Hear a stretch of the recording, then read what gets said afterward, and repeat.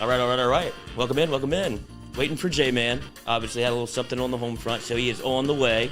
He was in NOLA yesterday. If you saw him on the news, our guy was pumping the show. I got Stewie over there. Stewie in the building. How you doing, Stu? In the building. How y'all doing? Good. Morning. Good. We had Jordy and NOLA yesterday with Eric Asher pumping up the show, pumping himself in sport coat. Looking all right. That's not his favorite look, but you gotta, sometimes you gotta play the role to get on the TV. Right. So we might have maybe a little bit of big news coming out of there. Not sure. We'll see. How you doing? How you doing over there, Stewie? I'm good, man. Good. We got We got Brody Miller coming up at 8 a.m. Brody Miller talking about a little bit of LSU football. Two-dayer. We had the defense 2 days ago where that seemed to kind of grab most of the headlines, and then we got to interview the offensive side of the ball with Cortez, Hankton. You got to see a little bit of the Denbrock, and you got to hear a little bit about Brian Kelly's offensive philosophy. So Brody Miller was there to cover both days. He's much smarter than we are, so we'll defer to him to what he got to cover for LSU and his thoughts on the initial, first 2 days of Brian Kelly. Stewie, you were there. Would you any takeaways?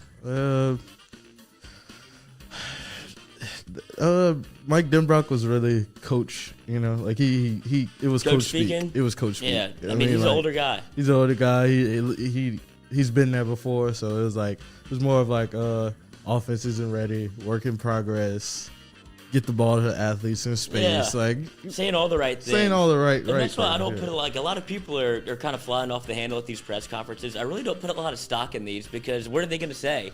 Like the only time that anything's ever come out of a press conference that was like, of note, here he is. The J-Man. Here he is when you had Joe Burrow at the Manning Academy, the Manning camp, saying we're going to drop 50, and everybody was like, oh shit, he's serious. Yeah, he's coming out and saying LSU offense is changing because nobody believed him, but he was trying to tell everyone things are about to change in 2019. This is the old LSU offense, but since then it's always been kind of mum is the word on the LSU front of what you can get from a press conference. Now that changed last year a little bit whenever we got the throes of LSU. We got everything. You saw the walls come crumbling down, and Coach O bared his soul millions of times on air whenever it was, all right, this thing is probably over, so I'm just going to say whatever the hell I want. Exactly. But this is obviously changing regime, and it will not be that way. I don't know how much we'll get out of press conferences moving forward. Well, people have to understand that these coaches haven't even really been with the players, a month, right. 2 months?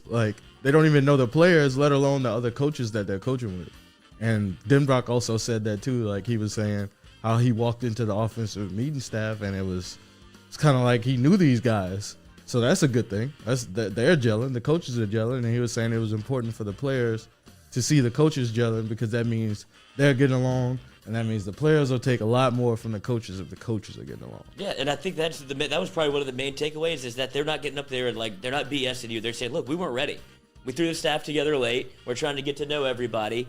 And look, this will take time. And Brian Kelly has kind of owned it. He stepped up, and that was the first thing he said when he got to the podium was, I know y'all aren't happy with me, but I didn't want to put a product out there that wasn't worth y'all talking to because we didn't know anything yet. Yeah. When you look at the staff turnover and then the roster turnover, you have to take time to get to know everybody. So, obviously they feel at least ready enough to appear in public and talk a little bit about it. But in terms of what they're going to do offensively or defensively, that's going to be a work in progress. You got to get to spring ball. You got to get to camp. You have to have a spring game. You have to meet your and that's the biggest takeaway I think of all of it was that they're not going to form the system based on what they want to do. They want to look at what athletes they have and kind of conform it to that, which is the best way in my mind to coach. You don't want to pigeonhole your athletes into something that doesn't jive with what they do, and it kind of happened a little bit last year. At the beginning of the year when Coach O wanted to run a 4-3 defense, it's you've got all these athletes. I know you want to get those 4 down linemen in the game, but there's a ways to be multiple. And he just was stuck on 4-3 because that's what he ran at USC and wanted to implement it, and it kind of blew up in his face the first game. So seeing that they want to do a different way of implementing the athletes and being able to kind of make their coaching style work with what they have, I believe is a better way to do it in my mind. Another thing that stood out to me is both offense and defensive coordinator said this, that being multiple is important in this league and in college football, in football period, that you can't come out every down and run the same play and think it's going to work. It's not. You have to be multiple, show different looks, and you can run the same plays from different looks. And that's Pee-wee that's football. that's when you got to get a little creative, And that's Brian Kelly said he's not going to have his, he's not going to be staunch in what he wants, but he has his core principles, and I believe him bringing up with like a Mike Denbrock, somebody that he obviously knows and has coached with before, it's a good way to get, I guess, the tenure started for him. I don't know if Mike Denbrock will be here all 10 years. I'd be shocked if he was, but I think this is just an easy way for him to kind of ease into a new job in a new place where he's never been before, and he's got a little bit of, we've seen it not work out so well when you hire your buddies, but I think this is a little bit different scenario. Yeah. Jay, how we doing? Good morning. Sorry I'm late. No worries. Jeez. The no alarm? No, just everything moving around this morning after a late night. I tell you what, really and truly, we got a lot of exciting stuff going on at FM Digital Media, bro. Teaser. Up late last night having some good conversations with some people that saw us on Inside New Orleans yesterday with Eric Asher. Shout out to my boy E. Asher down there in New Orleans. They got a great crew, an incredible studio on I-10. They got the backdrop is the New Orleans prison, and then on this side it's the Caesar's Palace Superdome. Take your choice. I told E, we got two good angles, bro. One can lead to another very quickly. Very quickly. That's what he said. It's almost kind of like the progression, right? I started there and I ended there. Yeah, and I'm out. But an incredible crew, man. Incredible crew down there. So thank you all for holding it down for the first 10 minutes. No worries. We had some excellent B-roll from Nate that went to the basketball game, so we rolled a little bit of that. Kim Mulkey gets a win. Seniors go out on top. I don't think it's their last game in the PMAC, though. I don't think so either. I think LSU has kind of wrapped up a top 16 seed. I think that you look at the postseason and look what Kim Mulkey has done. Last night they beat Alabama at home by 8. Mulkey closes out the home schedule of her first season in Baton Rouge. I don't know if it could have gone any better. Everybody that you speak with, this is way better than people expected. She's a Hall of Fame coach. She's an incredible personality, but the impact that she has had here in just one season is tough to even really kind of say out loud and believe. It's amazing to see what she's done in just one season. And as we said, she'll now bring in her recruits. She'll now have Alexis Morris coming back, but this season's not even over. So LSU women's basketball 24-4 on the year, 12-3 in the SEC. They're second in the league, only to the number one team in the country who they had on the ropes. It's unbelievable turnaround by her. It's we talked a little bit about it earlier in the week. We're like, has there ever been a more impressive turnaround from year to year? And I believe what Todd Pullitz was like, no, this has never happened. And, no. And if he's saying it's never happened, it ain't happened. You would have to make things up. Right. This is like a movie, really. It really is. Brody Miller from The Athletic's going to be here at 8 o'clock this morning. He'll recap the last 48 hours of LSU football. Very impressive group. I know that Stewie was there representing us both days, and we had some people over there, but to hear the assistants and hear the entire coaching staff and Brian Kelly kind of describe what he was looking for in putting this group together, I really, the more you hear Kelly speak, the more it's very evident that LSU has landed on the right guy. We'll ask Brody his thoughts coming up here at 8 o'clock this morning. Nathan Velasquez makes his return after a week off. Lots to get to here in the Hollywood Minute with the 5-Minute Critic. Nathan Velasquez, who's up in New York. We've got our Friday Foodie segment. We've got the cooking couple coming in. And after last week, I didn't eat a lot of breakfast. No. I'm kind of staying open here, boys. But, I don't think we have to be pigeonholed into breakfast. It could be anything. No, I'm just saying that I haven't eaten this morning. I'm ready to grub. Yeah, absolutely. You know what I mean? They went back for seconds this morning. They sent us a little teaser yesterday that I can pull up if you'd like to see. I'd love to see that. Absolutely. I'd love to see that. Talk amongst yourself. Absolutely. But Nay did an incredible job representing the Jordy Culotta Show and FM Digital Media last night over at the women's basketball game. As we said, we'll get you some of that B-roll coming up here from last night. But day 2 of the LSU football introduction. Stewie, you were there. We talked a little bit about the defensive staff. Yesterday you got to meet the offensive staff and Mike Denbrock. I tell you what, man, Denbrock is very personable from all accounts. Big sense of humor guy, kind of big prankster behind the scenes, which that's kind of endearing to the old guy, yeah, right? Absolutely. That's not what I would expect. Not what you expect. He did have a full table at the after they broke off. He had a full table. So one of the things that Kelly said about Denbrock that stood out to me that really kind of made me confident was how he described Denbrock's ability to get the ball to his playmakers and allow them to make plays. Because if one thing that LSU has had during the transition, didn't need out of the transfer portal, and didn't really need any, to impact this year's team with the recruiting class, is that they got playmakers. And listening to Frank Wilson talk about John Emery, knowing what you have at wide receiver, knowing the playmakers that you got at those spots, and Kelly emphasizing that Denbrock knows how, and that's one of his specialties. To me, you don't have to be a rocket scientist to run LSU's offense. I mean, for whatever reason, LSU was stuck in just the Stone Ages for so long under Les Miles, and almost became like this talking point of, can you even have an offense down there? Like, yeah, hang on. Yeah, you can have an offense. You just got to get this imbecile out of the way so somebody can run it. They got the players. They got everything you need. They just don't know what the hell they're doing because the head coach keeps roadblocking them at every turn. And a guy like Denbrock, who you're like, what's he really done that jumps out? And where do you have the confidence that he'll come in here and run a modern day 2022 college football offense? And I don't think that you can point at some certain season and say that's where it is. I mean, he did really good things with Cincinnati over the last couple of seasons, specifically last year with Ritter. I mean, Ritter was, I thought, very respected for, I mean, it felt like at times he was a Heisman candidate at times. Yeah. I mean, he was kind of on a roller coaster. Yeah, right? Yeah. He's not as polished as you. Yeah, but it's Cincinnati football, you know. I mean, they were good, but it's kind of not as polished as you would like to see. He made some plays that, you know, head scratching at times, but Denbrock kind of put him in position to kind of take chances. And I don't know what he's going to do at LSU. I know what was written about him and how he, you know, wants to use multiple tight ends. He wants to have like 14 personnel at some points, which, if you're an LSU fan, should scare you a little bit just because of what we've been through, and everybody has a little PTSD. We don't even have 4 tight ends. No, not so. Yeah. Out of the Jack Besh, get ready. Oh gosh. But I don't think he'll go that route that far. But they want to be multiple and they want to be able to run the football. That's what I got from it. Yeah, for sure. Well, they just want to be dominant. You know what I mean? They want to be able to win the game on the ground if they have to do it, but with a good, with good play on the line of scrimmage. I really think that. Build this thing front to back. Absolutely, man. It's being built the right way where it can sustain. You know, I mean, if we've learned anything over the last 20 years is that you can win here. Whether you're Les Miles can win here. or Ed Orgeron, Nick Saban, you can be the absolute elite. You can be a masterful recruiter like Orgeron was, or you can just be a total dumbass like Miles was. And you can win one.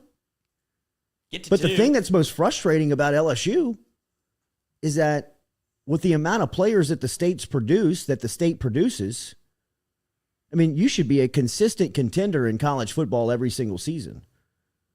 Saban, to me, would have brought that consistency. Miles couldn't get out of his own way. He was so lucky to fall ass backwards into 2 of these things that, he kept his finger in his ear staring at the scoreboard for 11 years. Pissing on himself. Little did we know he was pissing on himself. Should have listened off the bench, bro. Allegedly. Oh, wow. I was telling you this back in 15. And then Orgeron, the local guy, comes in here, catches lightning in a bottle with a guy like Burrow, and next thing you know, they got the best college football team of all time. But can you be consistent? Can you sustain? Can you win? To me, Brian Kelly screams consistency. To me, that's what he's bringing. Dominant offensive line play, line of scrimmage play, recruit in the trenches. The playmakers are going to be here. You could step outside the LSU football facility, drive north, south, east, west in 30 miles, 30 to 100-mile direction and find you a couple of 4 or 5-star DBs and wide receivers. So as long as they continue to build the fence around the state, which their recruiting department took a big hit yesterday. I don't know if this is news yet, but Mason Smith Where's he going? No longer with the program. I don't know if that's been decided yet. But Smith, who, as we've known, very instrumental in a lot of the local guys, came over from Mississippi State, was on Mike Leach's staff where he did a really good job, had Malik Neighbors committed to that class 2 years ago. As soon as he logged on to LSU, Jacoby Matthews pledges to LSU. Now, along the way, they lose Matthews, but somebody who was always, to me, a very bright spot for LSU in recruiting and relationship making and being able to attract players to Baton Rouge, no longer on the staff. Mason Smith, good friend of ours as well. He will land on his feet, I can promise you that. He's got too many relationships and too many inroads in recruiting for somebody not to see what he can bring to the program. So we will continue to monitor that. Did you guys set up any sponsors today? No. Daily, we're brought to you by True Blue Water, our friends over at True Blue Water, trubluewater.com. Coffee is daily brought to you by Majestic Coffee. Metropolitan Health Group sponsors our phone line. That is Charlie Harvey and Jason Ramazan, great friends of ours over at Metropolitan Health Group. Real doctors, real solutions. Get in touch with them. Phone line today, Brody Miller coming up at 8 o'clock this morning. Nathan Velasquez checking in from New York City at 8:30. The Cooking Couple for our Foodie Friday segment brought to you by Iverstein's Butcher Shop will be here at 8:45. Daily, we're driven by Go Chevrolet. Remember our friends over at Go Chevrolet, GEAUX Chevrolet.com, GoChevrolet.com. This afternoon, Mikey Matuk will be live at Fred's. No worries on the weather. They've got a tent. Everyone will be dry. Is it supposed to rain all day? I don't know. It's supposed to rain. No rain. Just morning rain. It's gotten cool. Yeah, but that's another thing that they have. They have the torches inside, so that thing will be warmed up. It'll be like it's like a living room in there. Yeah, it really is. I mean, yeah. Last week I was kind of. It feels like with the couches, the big screen. You're really. I mean, last week it was chilly. Yeah, but under the tent, dude, you were all really good, man. Yeah, they light you up, get you warm. I can't imagine what that thing's gonna look like. SEC weekends, buddy. Going into football season, buddy. I mean, just Frioli, buddies. The potential are just good Lord, the potential of that place, man. All right, looking forward to our Foodie Friday segment brought to you by Iverstein's. We talked a little LSU women's basketball in day 2 of the LSU football stories with the Tigers getting introduced. Zachary Moe, damn, I thought you were talking about the player Mason Smith. Either way, big loss. Both of them. Mason Smith, the recruiter's a big loss. Brian Burgess, not supposed to rain all day, but will be cold. Thank you, Brian. I love weather guys. Me too. Yeah, I know. Already know. Big weather guy. We need to call Cap. It's been a minute since we talked to the doc. It has been a minute. We're right down the street from him, too. He might be able to stop in. Well, we should have called him during that the Wednesday for the Tech game. Whenever it's cold up there, hot down here. Should have. And then I felt like that was, South Arkansas was freezing. It was freezing up there. I don't know much about weather, but it doesn't seem like that happens often where half the state's hot and half the state's cold. Does it? Did y'all see Grambling State hired Art Browse as the offensive coordinator? It's a huge story nationally. That's like... It's a huge story nationally. I mean, it should be a story here also. I mean, he could slither his way up to Baton Rouge, I'd imagine, after a couple of good years in Grambling. No. I mean, he's making a play, obviously, to get back into coaching, and this is, I don't know. This to me, and no disrespect to Grant, but to me, this is the ceiling. You think so? Absolutely. Or it would take just a rogue D1 Power 5 G5 program that just going in almost like Liberty with Hugh Freeze. That's what was going to be my argument. But the Hugh Freeze, the scandals are not the same. They're not the same. Yeah, right. They're not the same. And the fact that Art Briles stuff was happening on campus with him having the intent knowledge that he did and him not stepping in and doing anything about it, I don't know how you overcome that as a teacher. Because at the end of the day, all these guys are educators, right? Like, I mean, they're teachers. And if you're going to be on a college campus, you're still considered a teacher. And this was 10 years ago, right? This is before transfer portal and player empowerment. I mean, player empowerment started with LeBron telling you at a Boys and Girls Club back in the day that he was taking his talents to South Beach. Now that has trickled all the way down to college sports, where they have the power to transfer within 1 year. The players hold more power now, right? This was 10 years ago, where the players were powerless. All the power was in the coaching staff, the administrators, the leaders, the educators, the teachers. And Art Briles was the head football coach. And his football team was causing chaos on campus by raping women, and Briles had knowledge of it and was trying to cover it up. That to me that's inexcusable, that's inexplicable, that is a fireable offense, that is possible jail time. If we're being honest, I mean, if just the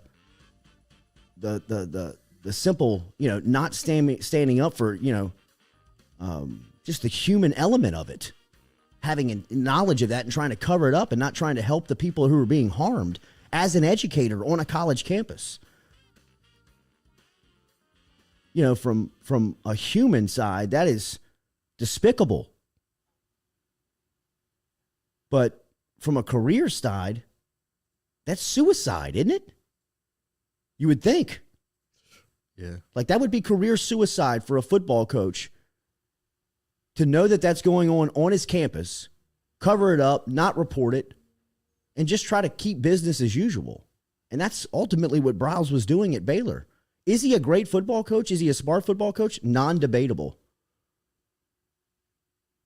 But you're sending a hell of a message to not only your fan base, but recruits' moms, sisters, players, of what the priorities are. And we get it down in the SEC, right? What the priorities are. People will overlook a lot of bad to get good in football in this part of the world. And I too have probably compromised my feelings on players or things that they've done just to get them on the team because he makes your team better. But it's tough to sign up for this. I got 2 sisters, man. My middle sister has 2 daughters. I mean, I have a girlfriend. If you have females in your life that you care about and that are close to you, and that, you know, just the simple thought of them can bring you to an emotional state. Think about if this was happening to them and the football coach was covering it up. What would you think about this guy? And then you open up the paper on Thursday morning and see he's been hired again? It's tough. That's a tough story. Can Art Briles coach football? Hell yeah, he can. Is he going to make Grambling better on offense? Probably so. Is it worth winning 3 more games a year to have this scumbag on your sideline? I mean, that's a personal battle. You know, I can't tell you this is what I feel, so you better feel this way, and that's the right way. No, it's not. I understand that people look at this through different prisms. But from my angle, you know, I was really raised by all women. My mom's a twin. I don't have any brothers. Got 2 sisters. I mean, I couldn't imagine if my sister would have went away from school, went to Baylor, is just trying to go get a college experience. She don't really care about football. Goes to a party one night, gets raped by a football player. The head coach covers it up, and he knew about it. And then 10 years later, he gets a job? Fuck that. And I get what Grambling's doing. I mean, I understand that, you know, they bring in Hugh Jackson, former NFL head coach. They're trying to make some splashes and create waves within, you know, kind of look at the Deion Sanders and the Eddie George model that's going on in that in that league. But I would imagine that even Deion Sanders is looking at Art Briles being hired and saying, hold up. This isn't what I was trying to create. This isn't what I was the attention I was trying to bring. Do you think that this hire will get blocked by the NCAA? I don't know. I can't believe it's gotten this far. Because they've stepped in before, haven't they? George, kind of been like, whoa, what are we doing? Well, I mean, the SEC stepped in on Hugh Freeze. I think Alabama wanted to hire Hugh Freeze as an analyst just 2 years after the scandal broke, and I think, wasn't enough time yet. Greg Sankey had kind of stepped in and said, look, Saban, we've done you a ton of solids, man. I mean, you pretty much run this league. Can you just do us one favor and not hire him? Doug Williams came out with I'm guessing he came out with a statement because he doesn't support them hiring Art Briles, which, I mean, I understand. Yeah, that's what I think. It's going to get a lot of public reaction, a lot of public blowback to where I can see where they'd be like, all right, we got to cut the cord on this thing. And this is what you get with the Hugh Jackson, because he'll take bold chances. You saw what he did at Cleveland. He was very outspoken about how that organization was run. He hopped in on I don't think they wanted us to win type. Like he felt like the ownership wanted him to lose, so he's very outspoken. He hopped on First Take the day after he got fired, So he knows how to make waves and how to be in the public spotlight. So I don't know if he's trying to get Grambling on the forefront, but I don't know if this is a way to do it. Because you're going to be talked about, like you said, it's a national story. Well, look at the national news on it. Look at the national headlines on it. There's nothing good coming out. There's nothing good that's being second chance my ass. Yeah. Right. People are saying LSU hid Geis. Yeah, and it was disgusting. We used to have Geis on the show all the time. As soon as that stuff broke, I hadn't spoke to that guy since. He's roaming around Lafayette somewhere. Saw him in a bar. It's disgusting. He should be in jail. You could argue Art Briles should be in jail or should have done time. It's that type of stuff to me is zero tolerance. Zero tolerance. So that's how I feel about it. I think, will Art Briles and Grambling's offense be good? Probably so. In year one. Yeah. No, immediately. You're right. Immediately. Hugh Freeze. Mm-hmm. As soon as he touches your campus, he's going to make you better. Yeah, the system works. You know what I mean? He's a good football coach. Yeah. He's a bad person. You Terrible know what I mean? person, And I don't mean that about Hugh. Hugh's mistakes are much different than Art Briles. Much different. Soliciting prostitution, we can all make our jokes over. Covering up rape is jail time. It was easy to make jokes about Hugh Freeze as Ole Miss's head coach when it popped up that he was chasing hookers. There's no jokes to be made about Art Briles and Baylor.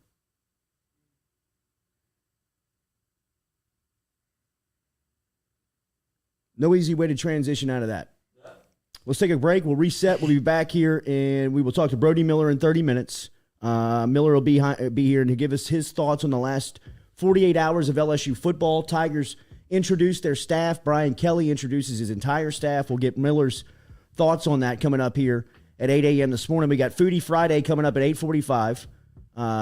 We got some pork shoulders, pork butts being smoked up Let's see. by the cooking couple.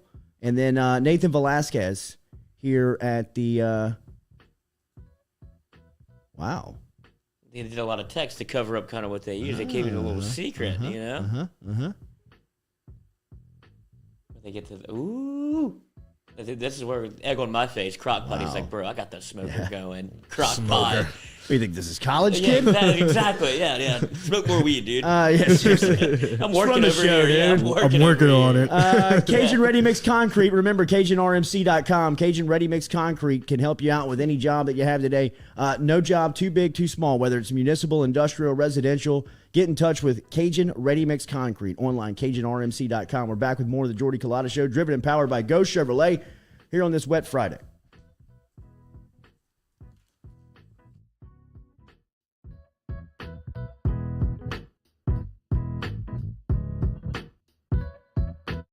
Do you have questions about your finances? Are you looking for recommendations from a skilled financial advisor? Get in touch with our friend Daniel Newman over at Edward Jones. You can find him easily by logging online and shooting him an email at daniel.newman@edwardjones.com. That is daniel.newman@edwardjones.com. Whether it is help with your 401k or just fiscal advice heading into the new season, get in touch with Daniel today.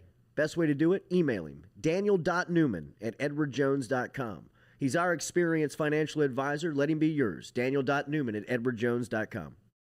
The Jordy Culotta Show is brought to you daily by Morales Roll-Offs. Morales Roll-Offs provides dumpster rentals for residential and commercial needs in Baton Rouge and surrounding areas. Morales has roll-off dumpsters ranging from 10 yards to 40 yards to accommodate all of your disposal needs. Search online, moralesrolloffs.com.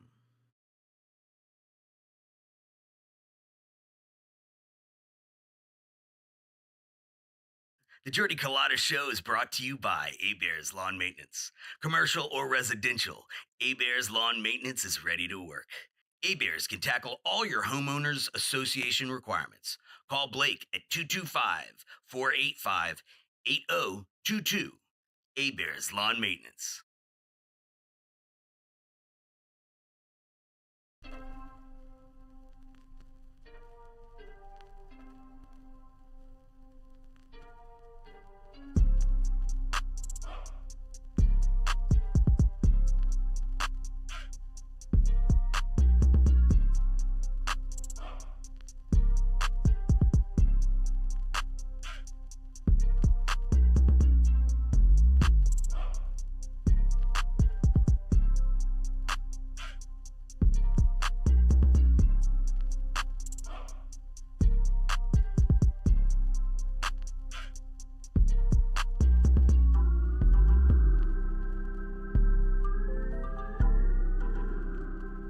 All right, Southern Eye Center poll question of the first hour. Remember, 25% off of your sunglasses if you stop in over at Southern Eye Center on Jefferson Highway and tell Dr. Annie Shaw that you heard it right here on the Jordy Culotta Show. Great selection of sunglasses over there, and I appreciate the listeners who have stopped in over on Jefferson Highway. It has been it's been real cool to hear the return from Dr. Shaw of our listeners stopping in and telling them they've heard it on the Culotta Show. But it's spring and summertime. Here comes the sunshine in a couple of weeks.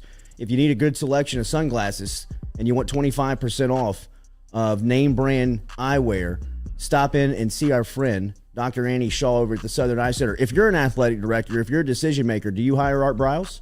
Yes or no? Southern Eye Center poll question of the first hour. We'll have it up on all of our platforms here for you on Friday. Remember, come see us this Friday afternoon, this afternoon, over at Fred's. Friday at Fred's. We'll be there. Mikey Matuk, and we'll originate his show, Mic'd Up.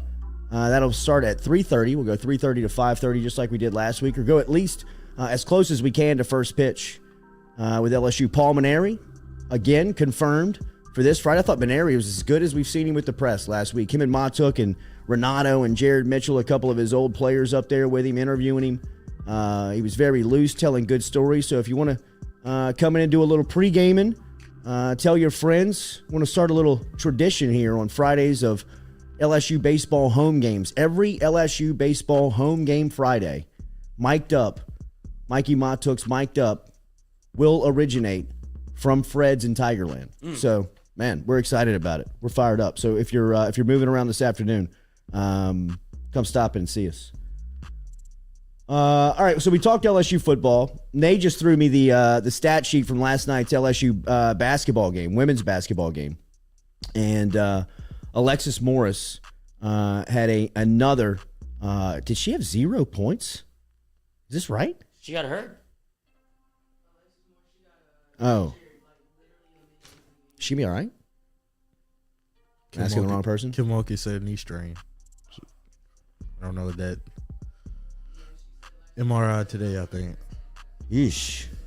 He went straight for Alexis Morris. Like, Well, she had it highlighted. Yeah, for 0 points. Kayla Pointer stepped up with 23. She played great. Golly, Sherry played awesome. That'd be tough. Yeah, that's a backbreaker. Yeah. And then I think Pointer broke her nose in practice. Did she have the mask on? Sweet. Yep. Came out and dropped 23 on him. And then Faustine had 12. Sherry played well. She hit her head on the court last night too. She took a charge and banged her head on the hardwood. So she was down for a little bit, but she came back in the game. It was a tough go. Alabama made it tough, dude. They went on a little run there, cut it to 5, I think, and then Kim Mulkey called timeout, got the girls back together. What was the best thing that you heard from LSU football over the last 2 days, Stewie? Are you ready for that question? Do you need a little time to think about it? No, I don't need it. What you got?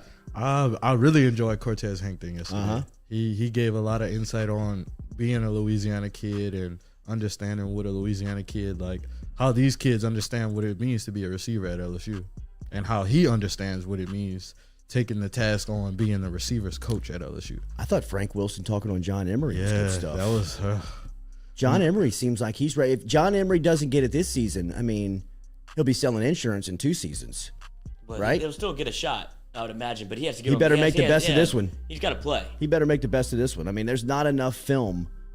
Lester Hebert, safe to say Jordy missed the women's game. That would be safe to say, Lester. He was in New Orleans. What do you want from the man? He can't watch TV and drive. I'm telling you, man, it was an exciting night for what we got going on over here at FM Digital Media. Was real busy on after our stop in New Orleans. It was cool. I forgot that we were driving straight into the city during Mardi Gras. Yeah, you should have thought about that. I mean, I guess I did, but I mean, it didn't really hit me until I was sitting in the traffic. Down, yeah. You know what I mean? Like, what the hell is going on? Mardi Gras, with the radio, and everybody's like, "Ain't nobody working, cuz." Look, yeah, carnival time, baby. Yeah, right. I'm like, son of a bitch. College kids. I might be a little late. Yeah. I didn't account for Mardi Gras. But did you see? What is it? The guy that Fuck That's Delicious, the rapper Action Bronson. He got stuck in Baton Rouge traffic, and so he popped out of the car, did a 1,000 push-ups and 1,000 squats in traffic. Wow! And he was just doing it, waiting to get on the bridge. So I don't know if that was related to like New Orleans traffic, like people trying to backed up that much, but that bridge will get everybody. He just made the most of it, dude. Got a little workout in. Popped the shirt off, and there's Action Bronson working out. No, I was making a couple of jokes about New Orleans traffic when I rolled in, and Will Guillory, their producer, was like, shoot me the bird, like, y'all's traffic is much worse than ours, dude. I mean, Baton Rouge traffic is a disaster. It's a disaster. But it was a good day for FM Digital Media, and we're looking forward to our second hour today coming up here as we'll talk to Brody Miller. Looking forward to getting Miller's insight over the last 48 hours. But a lot like what we said yesterday, man, the more I hear Brian Kelly talk and kind of spread his vision and plan of what he wants to do, the more I believe, man, LSU's got the right guy. And then you introduce his staff and kind of go into what he was trying to put into his staff. And to me, I think LSU, they've got some things to overcome from an NIL standpoint that make them be competitive. But I believe when those conversations happen this recruiting cycle, they had no defense for Aaron Anderson, Shaz Preston, Kendrick Law, even Danny Lewis. Right? I mean, I think they were scrambling so much for the Harold Perkins thing. Like they had to get that deal done just to kind of secure the biggest fish on signing day because they just weren't ready to have the conversations on how it's going to work and what it's going to look like. When those conversations happen in this recruiting cycle, I think that they will be competitive. I think that they will be ready. And, as long as he can get the players, which I believe with Frank Wilson and with Hankton and defensive line coach is impressive. Kane. Yeah, Kane is impressive. With his recruiting savvy. Is that the cat that was babysitting for Joe Burrow? Yes. Yeah. How did we miss that? Come on, coach. Jimmy should have gave us a little tidbit. He's an ass kicker too. You know what I mean? Like he's one of those guys. Like he looks like it. He's constantly Well, Oklahoma challenging wasn't happy. you. Yeah, Oklahoma wasn't happy to lose him. Like Right. a lot of the players were very vocal on Twitter saying like, well, they lost the best coach on staff. Well, sweet move by Kelly. Yeah, he Go hoped get that him. front seven because Oklahoma's front seven was like a pretty good front seven like the last few years. But it's hard for them to be much worse on defense after you Yeah. saw. I mean, LSU gave everybody the business, but Oklahoma probably got the worst of it in the entire year. What is it, 62 points, 63 against Oklahoma? 63. 63. Oof, Yeah. 9 tuds. Oof, 4 gross. tutters in one half. 4 touchdowns by one person. Yeah, in a half though. Golly. John Smithsonian, Jordy, saw you on Inside New Orleans last night. Great job. Thank you, Johnny. Nick Richard of Ghost Chevrolet heading down today to get ready for Endymion ride tomorrow. Wow, Nicky. That's going to be awesome. What side, what float number? My 21st birthday present was a ride on Endymion with my best friend, Rock Lee. One of the funnest times No doubt. of your life, dude. Oh. I was too young to really respect and kind of got really hammered. remember. Yeah. You know what I mean? What you're supposed to do. Well, absolutely. But I would love to do it, kind of now with even handle it like that, but be able to enjoy it. You know what I mean? Because it went by Oh, in a in snap. such a snap. Yeah. You know what I mean? Because it was probably 4 hours, 5 hours of a ride. But you're moving more than you think. You're like kind Absolutely. of moving and grooving and like grabbing stuff from trying to get beads out. You're drinking. You're like pointing. No doubt. It's I mean, just- well, and the thing that you don't understand is that you're consuming so much. By the time you get off that thing, I mean, you fall face first. right, it's exactly. It's You like know what I drinking mean? sitting down. It is. It's like when you stand up, you're like, oh I'm shit, hammered. I'm done. But it's like it's almost like playing a sport. It's an adrenaline rush, and after when you get off of it, you're like, well, that was a lot. Then you're drinking the whole time. It's like, okay, we're done for the day. Anthony Archibald or Archield, always the NIL caveat.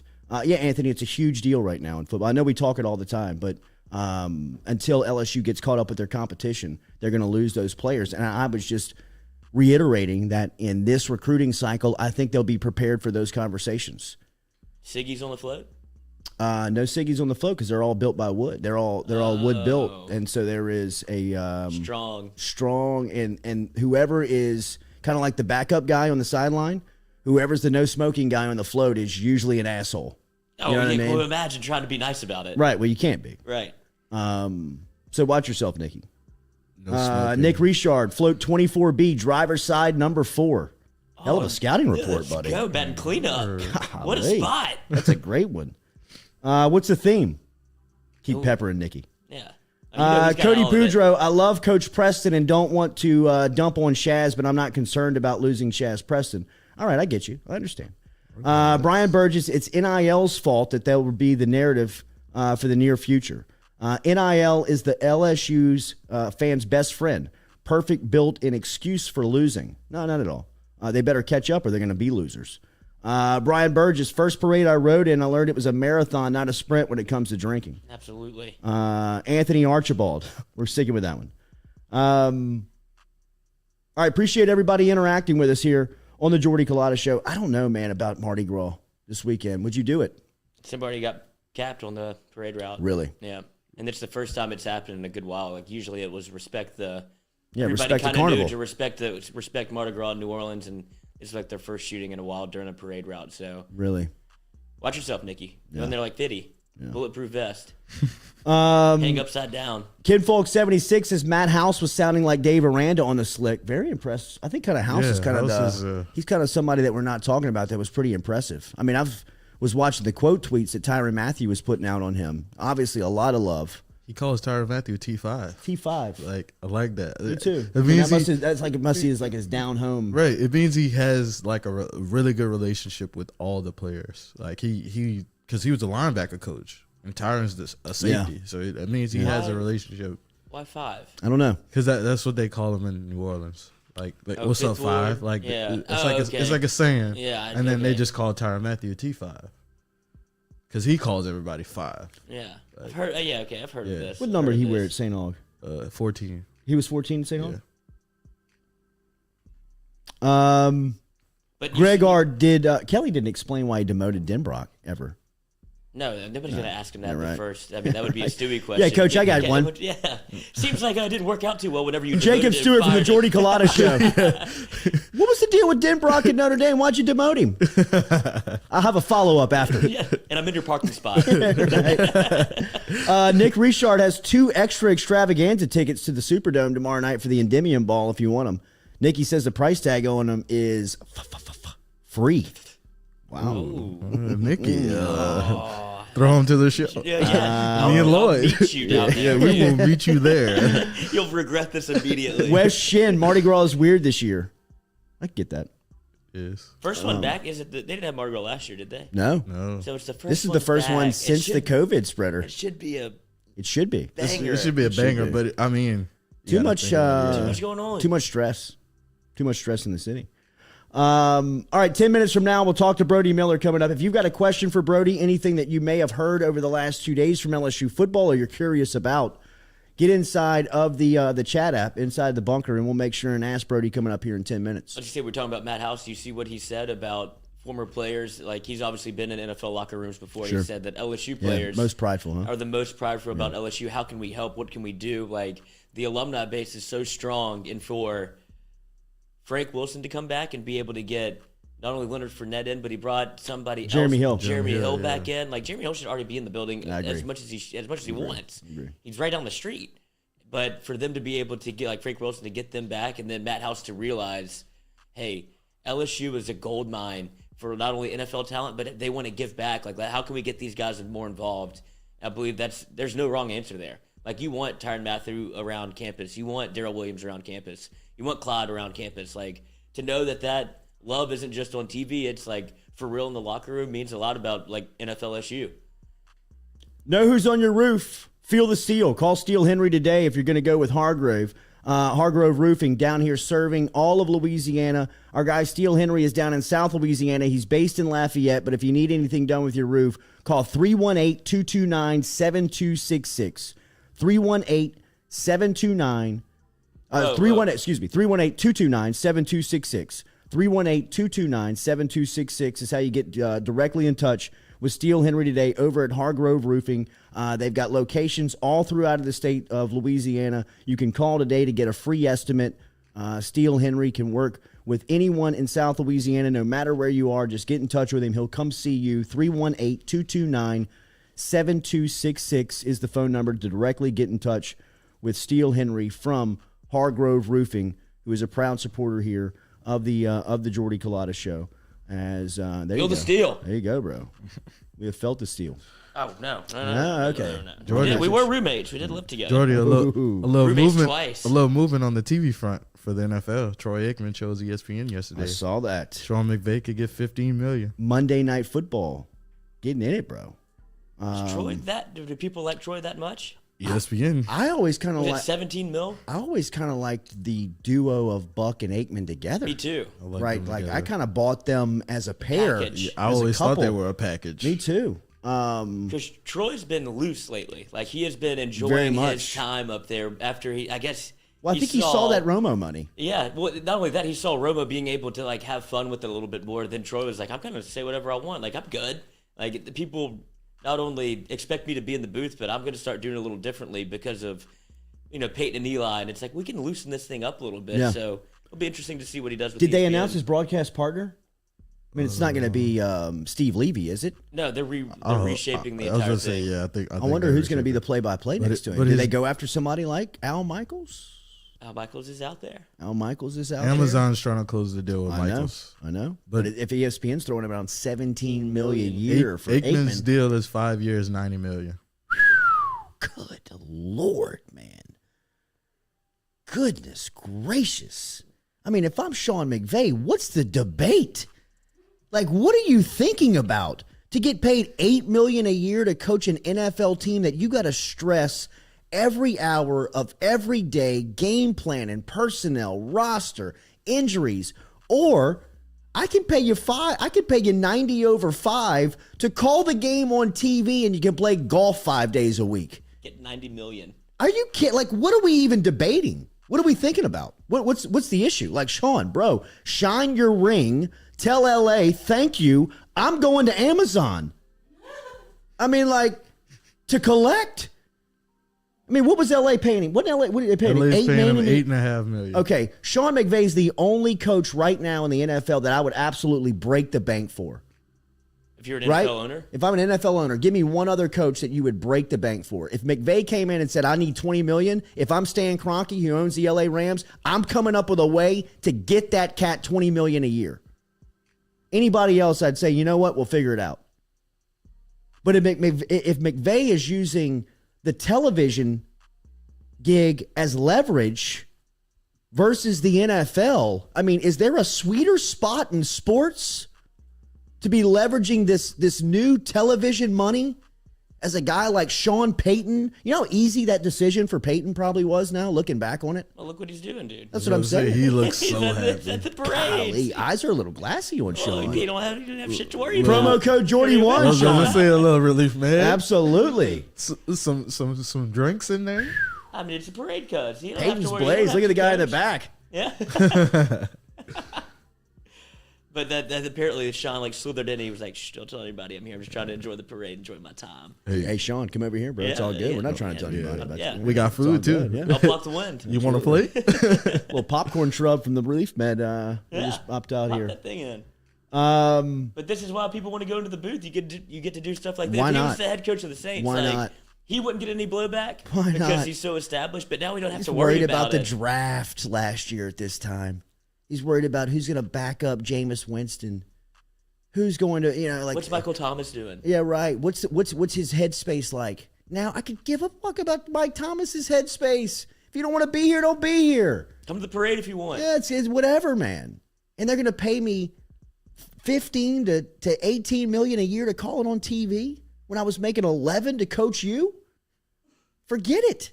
Like what? I don't get the. Well, I mean, I understand that there's only a selected It's like 32 of them. few. No. The amount of people that can demand this television money. You know what I mean? Like not everybody, even Breeze, I don't think could demand this type of price tag just because he hasn't proven that he could do this. But I mean, Sean McVay, Sean Payton, you just tell those guys, hey, look, man, this is the film room. The only difference is we're going to put a headset on you and film it. You just break down film.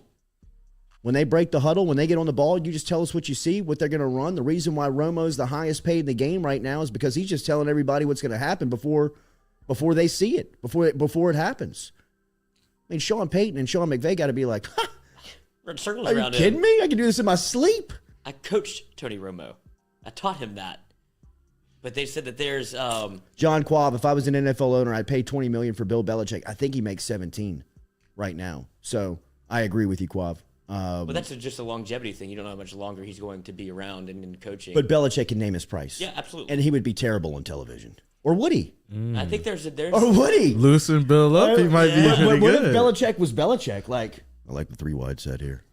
Watch the slot wide receiver running the slant. Yep. Inside guy, watch the back. He's going to run a wheel route down the sideline. I feel like good. Like, Touchdown. damn. And he knows all the players' names, where they went to school. Like, I'll tell you, this guy right here, we looked at him for the Patriots. Just didn't like his mentality. You know, just sounding like blasting people on the radio, like scouting Wouldn't have report. drafted him. is that Slay Bowden? Now here's a Slade guy. Bolden might make me come out of the booth, boys. Come in the booth. Brody Miller from The Athletic coming up here on the Jordy Culotta Show. Remember our friends over at Relief Med. Use the promo code JORDY1 if you want to save 20% on your initial purchase of your medical marijuana issued by the state of Louisiana. All you got to do is go into reliefmed.com. That is RELEAF med.com. Fill out the questionnaire. You'll get your recommendation. Next thing you know, you're over at Capital Wellness over here at Baton Rouge, or one of the locations, one of the spots where you can pick up your medical marijuana here in the state of Louisiana. Make sure and use that promo code JORDY1, JORDY1, to save 20% on that initial purchase over there at Relief Med. We will reset and be back here with Brody Miller of The Athletic. We're talking more LSU football. If you got a question on the Tigers, Miller can answer it next here. All of our conversation brought to you by Go Chevrolet, online at GEAUXchevrolet.com. Hour 2 of the Jordy Culotta Show next. I would love to know what this dude really does for a living. Cleans up. If you see Sean Payton in line, tell him promo code.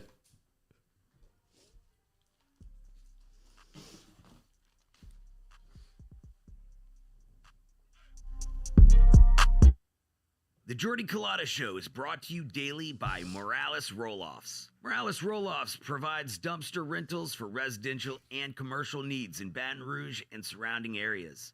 Morales has roll-off dumpsters ranging from 10 yards to 40 yards to accommodate all of your disposal needs. Search online, moralesrolloffs.com.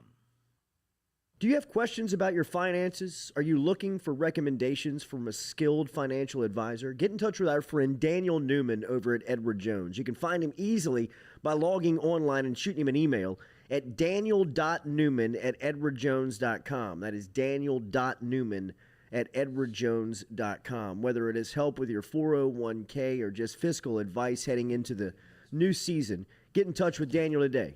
Best way to do it? Email him, daniel.newman@edwardjones.com. He's our experienced financial advisor. Let him be yours, daniel.newman@edwardjones.com.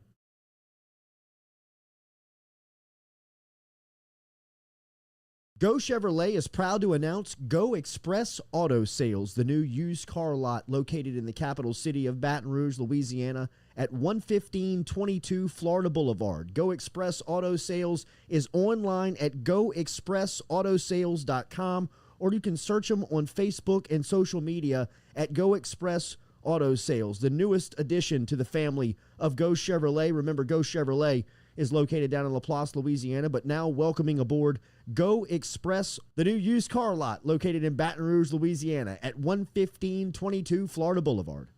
7, 6, 5, 4, 3, 2, 1. You'll never have the sacred stone. Oh, this you crazy mother.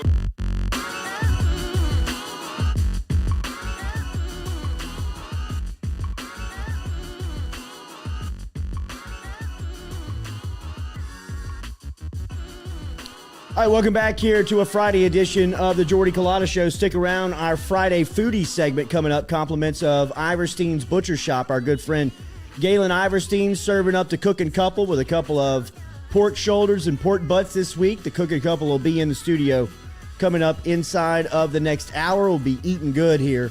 Compliments of our friends over at Iverstein's. And the 5-minute critic, Nathan Velasquez, will be here at 8:30 this morning as he is recovering, as he was hit by COVID last week up in New York. We'll ask him how he's feeling here going into this Friday and going into this weekend. It's good to catch up with our good friend from over at The Athletic, Brody Miller.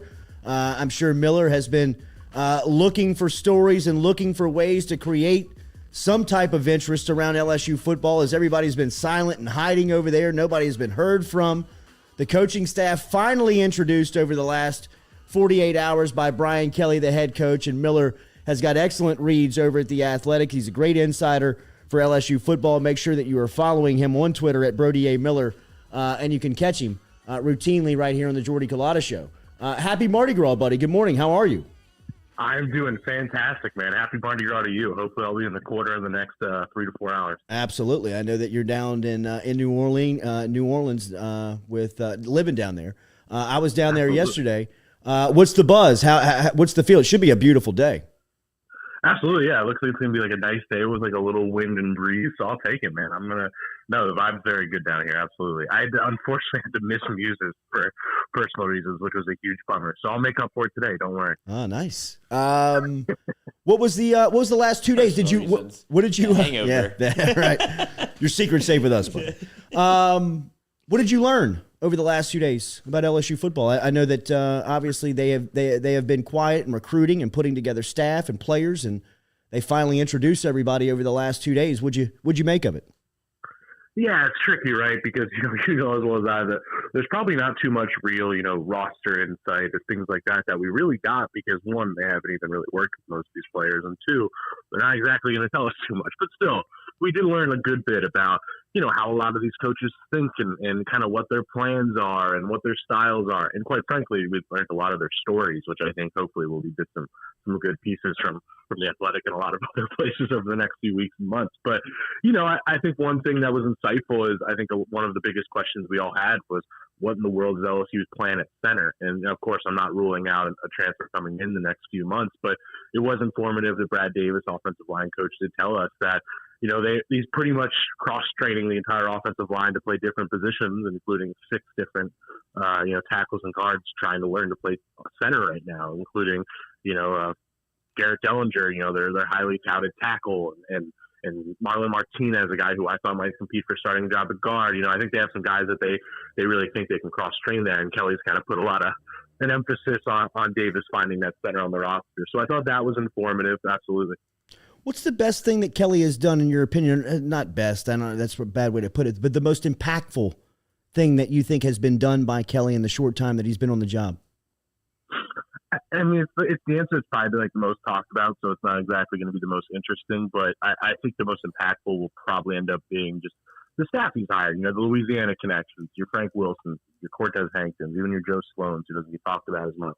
Brad Davis. I think that's going to pay the most dividends in the long run because that was everybody's number one question with Kelly, and I think.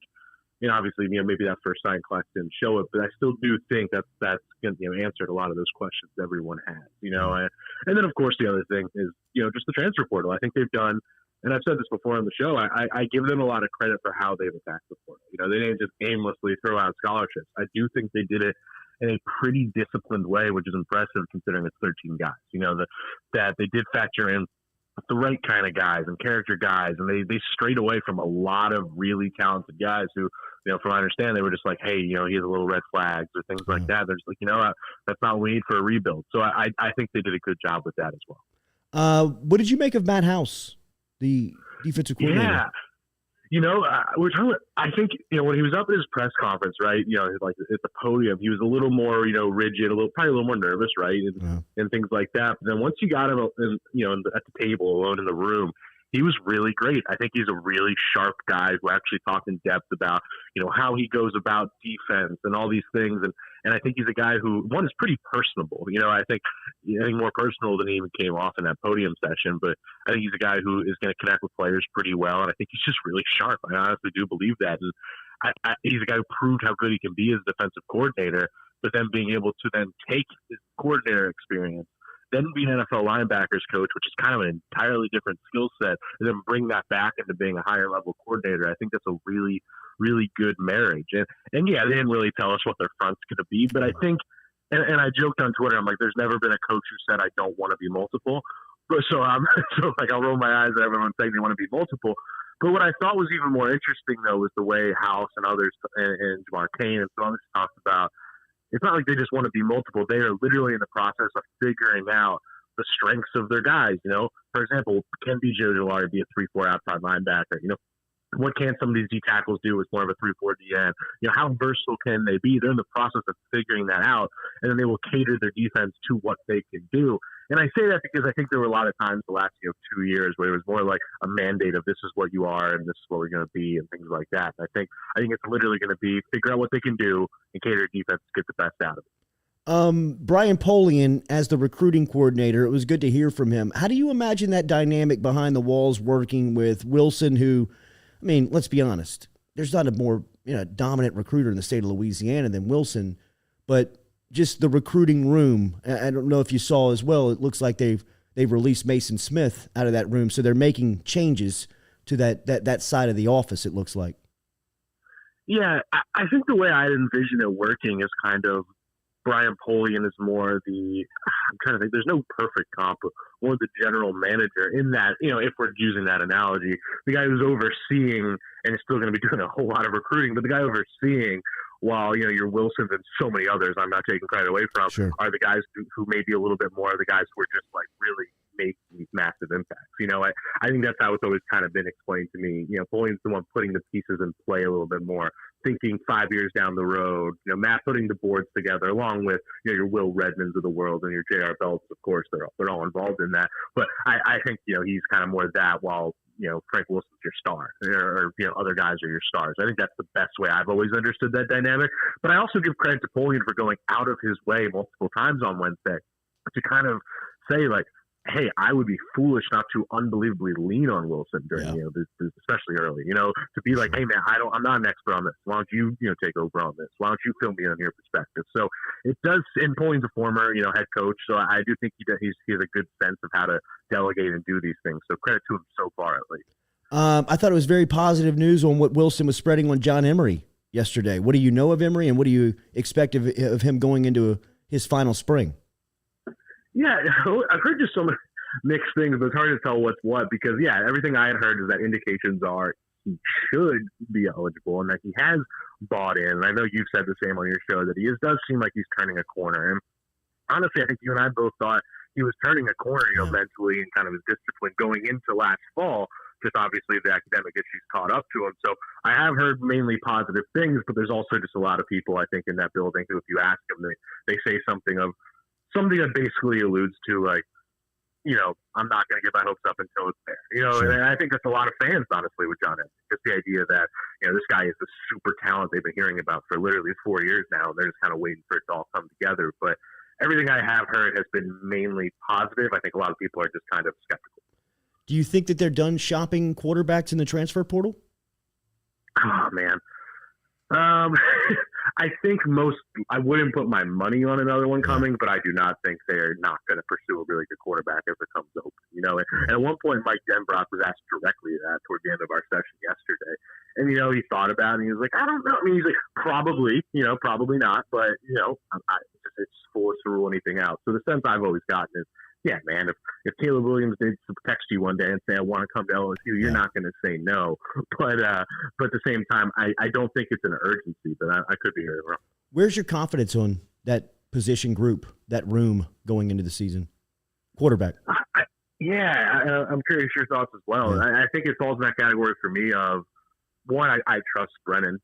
I think to some extent, he's viewed as just kind of this old veteran, but it's like, no, I mean, if anything, he's the big armed 370 yards a game and SEC play guy. I do have faith in him. Do I think he's going to be healthy? No, of course not yet. But I think there are far worse scenarios, and especially in LSU's last 15, 20 years, way, way worse scenarios in the past than, if Brennan doesn't work out, you're turning to a top 100 second-year quarterback that has some playing experience in Nussmeier, or maybe Walker Howard's ahead of schedule. I think it's a pretty great situation where you're marrying, that stability of Brennan with the upside of some of these guys. I feel solid about it, and it sounds like, Joe Sloan and Mike Denbrock feel pretty solid about the veteran, presence of Brennan. But, until we see it, it's just hard because even though we talk about Brennan as the veteran, he's still the three guys who really have only 3 games of experience, Sloan seems like one of a kind of a young gun on this staff. I know that he doesn't come with the Power 5 experience coming from Louisiana Tech, but it seems like his relationships are really solid within the state. And I know we won't know the dynamic of how the field works until we see him in spring, but him as the quarterback's coach, how do you think that that relationship functions with Kelly, Denbrock, and that group. Yeah, when that hire was made, I kind of quietly was like, I think that's one of the better hires in some ways, just because I think he is a coach who's really rising. I mean, he's an OC at a really respected group of 5 school at Tech, and when that job came open, I mean, he interviewed for the head job. So I think he's a really good get there. And again, I'm not actually predicting this, but there is just that element you wonder of, okay, Dan Brock's a slightly older OC, and maybe Sloan gets a chance to, kind of be a guy who can learn and develop, kind of like Tommy Reese or someone like that. Kelly does have a history of promoting. That is something he does. But to your actual question, Joe Sloan even reminded me, he was like, I actually have a relationship with Brennan going back to his recruitment, because he's been recruiting the state in this area for, the South Mississippi area for so long. So I think he is good at relationships. He is good at those things. And I do think a lot of Joe Sloan. And we talked with Denbrock a good bit about how he views multiple voices in the room, right? And he talked about how, he wants everybody to have a say. He wants everybody to be involved. He wants everyone to have thoughts that matter. Yeah, at the end of the day, he believes there should be one guy calling plays and it shouldn't be muddled too much. So he's going to take everyone's opinion and then make the decision. But at the same time, I do think he's very open to your Hanktons and your Sloans having a strong input. Brody, what were your impressions of Brian Kelly?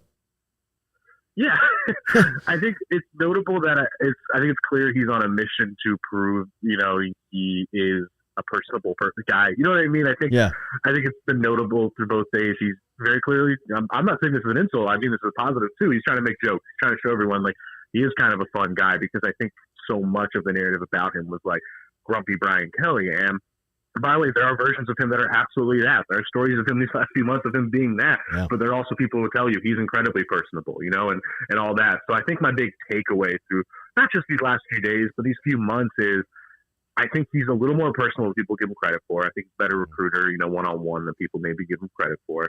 And the thing I've talked, and I want to do a bigger story on this at some point down the road, but the thing I just keep hearing from every assistant I talk to, honestly from recruits I've talked to, is Brian Kelly has a plan, right? And I keep asking, like, what does that mean? Everyone's saying he has a plan. And they talk about how he's just one, and Brian Polian has been around a long time talking at length about this, about how he's the most effective communicator he's ever been around. And he is clear about what he wants, and it's tangible, and it's something you can actually handle. You know what I mean? It's not just like broad messaging.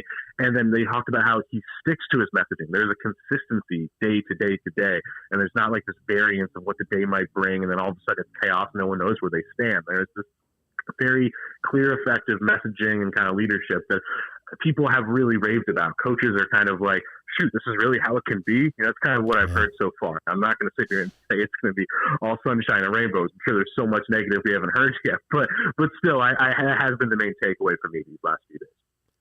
Brody Miller, he covers LSU football. You can follow him on Twitter at Brody A. Miller. He covers it for The Athletic. Obviously, spring practice starting in a couple of weeks for LSU football. We will be talking to him a lot more over that time period. Brody, as always, thank you for the insight and time today. Enjoy the carnival. Stay safe this weekend. We'll talk soon. Same to you. Thanks for having me as always, guys. Take care. There he is, Brody Miller, checking in from down in New Orleans as he's getting ready for Mardi Gras. Sorry, Wes Shin, get the hell off my back, bro. I didn't mean to say New Orleans. I almost slid into one, and I was trying to say two different. Well, I don't know what I was trying to say, but I'm not a Yankee. Leave me the fuck alone on that stuff, bro. Those are strong allegations that you're coming with, dude. I mean, I hear you. You were right to call me out on it, but that was not where I was going. I almost walked into the trap, but I am not I'm New Orleans. It's New Orleans. I'm in South Louisiana. Yeah, nobody said. Does anybody say no? No. Nobody says no. It's New Orleans. Sound like no bigger turnoff than New No, Orleans. New Orleans. New Orleans. That's the first time I've ever said it. Are you from New Orleans? New Orleans.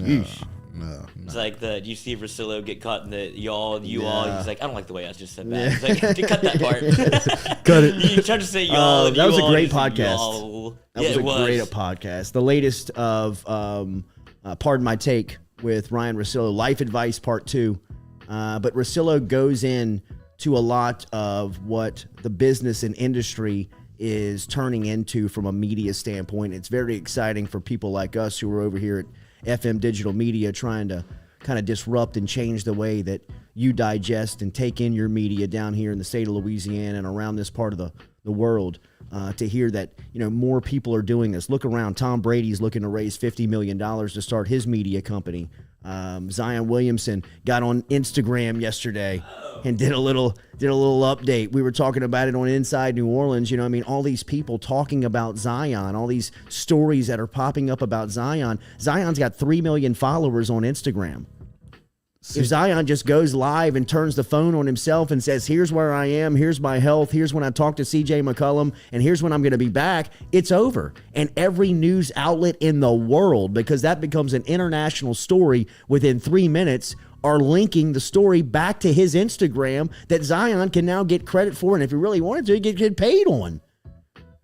That's why, Tom Brady 2 weeks ago when Schefter broke the story and said Tom Brady's retiring, Brady said, 20 minutes later, like, the hell I am. And if I decide to retire, you're not getting the story. I'm breaking the story. So it was interesting to hear Russillo's talk on, pardon my take, on just kind of where the world of the media is going. And, us over here at FM Digital Media being, right in the crosshairs of it. Right in a very exciting time of change in this industry. I mean, if you think about this industry 2 years ago to where it's going to be 2 years from now, and I'm just talking about the media industry. 2 years ago, I was on traditional radio doing a morning show that had hard breaks, that we had to get commercials in, that we had to stop programming, that we had to, pay bills on.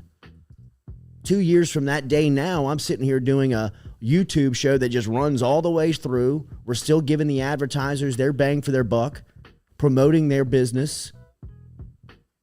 You're watching, whether it's on your phone, your computer, you may not be watching live, you may come back and get it, but either way, it's on demand content that we're building habits around. That's not your AM, FM dial, and you're not changing it with a remote. It's all different stuff that's happening. Think about what this industry is going to look like 2 years from now. Yeah, we might be behind right now. I'm telling you, man, 2 years from now to 2 years ago, that 4-year gap is going to feel like a century in media. 100 years of technology and programming and content will have been traveled, and it'll felt like over the next 2 years of where we've been the last two. And that's what, a lot of the exciting stuff that we were talking to KLAE TV down in New Orleans yesterday about. They're traditional television. They're sitting in a studio that is, state of the art, overlooking I-10 in the city of New Orleans. It is prime real estate. Prime real estate. They got money coming in. They don't know what to do with. So they just built this podcast studio. The guy's like, follow me. Check this out. He opens the door. I'm like, holy shit. Like, she's got this thing sitting in a closet? Would have been nice to know when I was doing it from my mother's basement. Good Lord, man. It's wild, but, it's what we're creating. It's what we've got going on. It's why we're excited about where we are in line, about what we're learning, about how to sell ad space in the digital medium, creating habits for listeners and viewers to go to YouTube. Just go to YouTube. You don't need a radio station. You don't need a newspaper. You don't need a television station. You can get all your news and everything you need right here. It's just creating that habit, right? And allowing you the security to know that we're going to be here. Well, maybe 10 minutes late. No, wait. Either way, the late. plane's flying. The plane's flying. Plane's flying. Drop me a line. Yeah. Pull me up, for God's sakes. Should have just called you. Bluetooth you in. Yeah. Hour 2 poll question brought to you by our friends over at Southern Eye Center on Jefferson Highway. 25% off. Great selection of shades over there if you want to stop in and see Dr. Andy Shaw. Correct pronunciation on the city of New Orleans. Get off my back, Shed. I usually just say NOLA. That's a good one. Nola's in second place right now. Guess I say, NOLA. It's an easy one to bounce off, but if you get into the New Orleans debate, it's just New Orleans. It's just New Orleans. We do need to. Would people from New Orleans say it differently? Or did they have their own nomenclature that we're not aware of? They got a little New Orleans draw to it, but it's not New Orleans. Some people say, like, I'm from the city. Yeah. The city. The parish. City. The city. Yeah. The parish is Oh, well, Chalmette, huh? that's Yeah, where you don't wanna that's be- that's my guy hold the mayo. Say Bernard. Yeah. Fingers are turning orange. Don't drink the water. All right, we're going to talk to Nathan Velasquez coming up here, 5-minute critic. He's got some interesting stuff about some things happening, more stuff happening on the Baldwin case. We'll get down to the bottom of that with our friend Nathan Velasquez. And then the foodies, the cooking couple for our Friday foodie segment will be here cooking up some pork shoulders and some pork butts for us here on. I feel smell like I sense something. there's something Yes. going on. Stewie, you want to take a lap here? Is Nay here? Nay, can we hook up the what do we need to do here? Grab that phone. The NDI. Grab that thing. Yes. Let's see if we can't get a little Of you. shot of what's going on in the kitchen. I hear somebody whistling in there. I hear, oh, look at here they are. The cooking couple live. Yo. All right, bro. Good fit there. Come Lance. look. Get a sneak Like in he there. looked like he caught a lift Can I this get a morning. taste, Jesus? Oh, Yeah, get a buddy. taste. Good Give her a fork. Lord. He caught a lift this morning. He does. You gotta, if you're really Yeah. protein up like we're about to, we should have lifted this morning also. Little push-ups in the break? Yeah. Oh, knock out definitely 10, not. 15. All right, Stewie, how many you got in you? Hey. All right. Oh yeah, Nice. y'all in for a treat today, man. Rico Delgado is Jordy from Baton Rouge, born and Crazy. raised, Thank Rico. Yeah. All right, remember, Daily, we're brought to you by Morales Roll-Offs, our friends over at Morales Roll-Offs. Stop in and see them.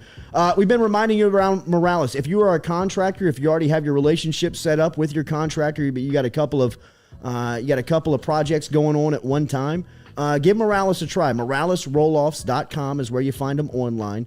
427-0000 with a 225 area code is their phone number. But they are serving greater Baton Rouge area. They've got dumpsters 10 yards to 40 yards, whatever you're looking for over on your construction site. They can also help you out with a U-Haul. If you're looking to move, get in touch with them over at Morales Roll-Offs. We'll be back with Nathan Velasquez here, driven and powered by Go Chevrolet. We got Foodie Friday with Iversteins here, and the cooking couple is going to be in, serving it up. So we'll be back with more of the Jordy Culotta Show, driven and powered by Go Chevrolet.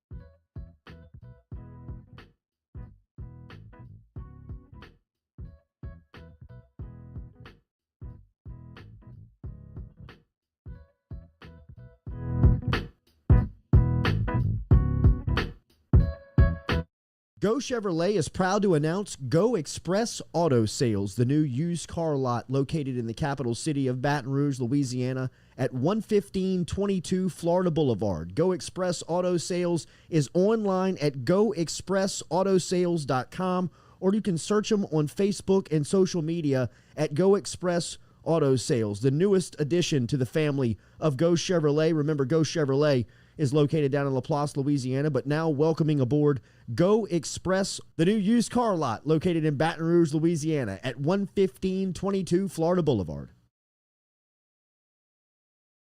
The Jordy Culotta Show is brought to you daily by Morales Roll-Offs. Morales Roll-Offs provides dumpster rentals for residential and commercial needs in Baton Rouge and surrounding areas. Morales has roll-off dumpsters ranging from 10 yards to 40 yards to accommodate all of your disposal needs. Search online, moralesrolloffs.com. The Jordy Culotta Show is brought to you by A-Bears Lawn Maintenance. Commercial or residential, A-Bears Lawn Maintenance is ready to work. A-Bears can tackle all your homeowners association requirements. Call Blake at 225-485-8022 Hebert's Lawn Maintenance. Papa Earl's, the fine spice, originating right down here in South Louisiana by our guy Mark Pop Norman. Developed it back in 2018 and won Amazon's Newcomer of the Year in 2019. They pride themselves in having 30% less salt and sodium than the leading brands at the same price point. You can find them locally. Look for Papa Earl's at Rouse's, Calandro's, Mathern's, High Neighbor, and more.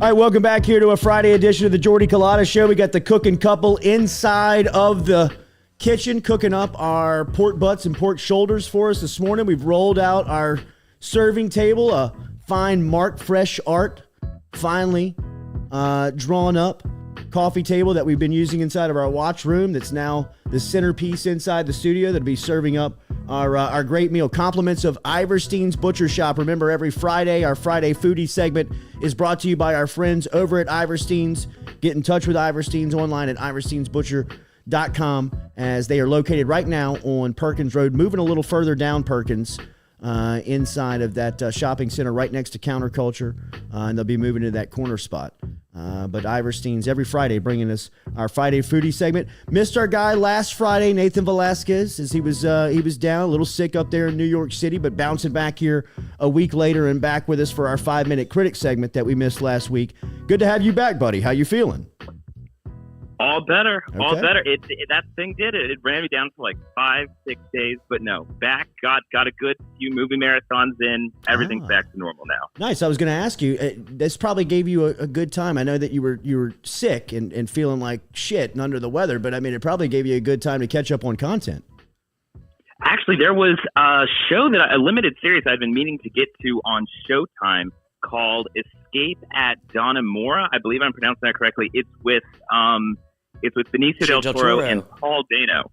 Yeah, really good. I had that on my list I think it came out like 2017 or 2018. Mm-hmm. I'd never gotten around to it, and I'd heard this. There were great reviews. But it's really fantastic. It's only like 7 episodes, limited series, so it just feels like a really, really good long prison escape movie. So I definitely. If anyone hasn't seen that, check that out on the Showtime. There's some interesting scenes in the kitchen in that movie that will, if you see the two parties at work, you really don't want to see those two parties doing what they're doing. But it's all part of the prison life, I'd imagine.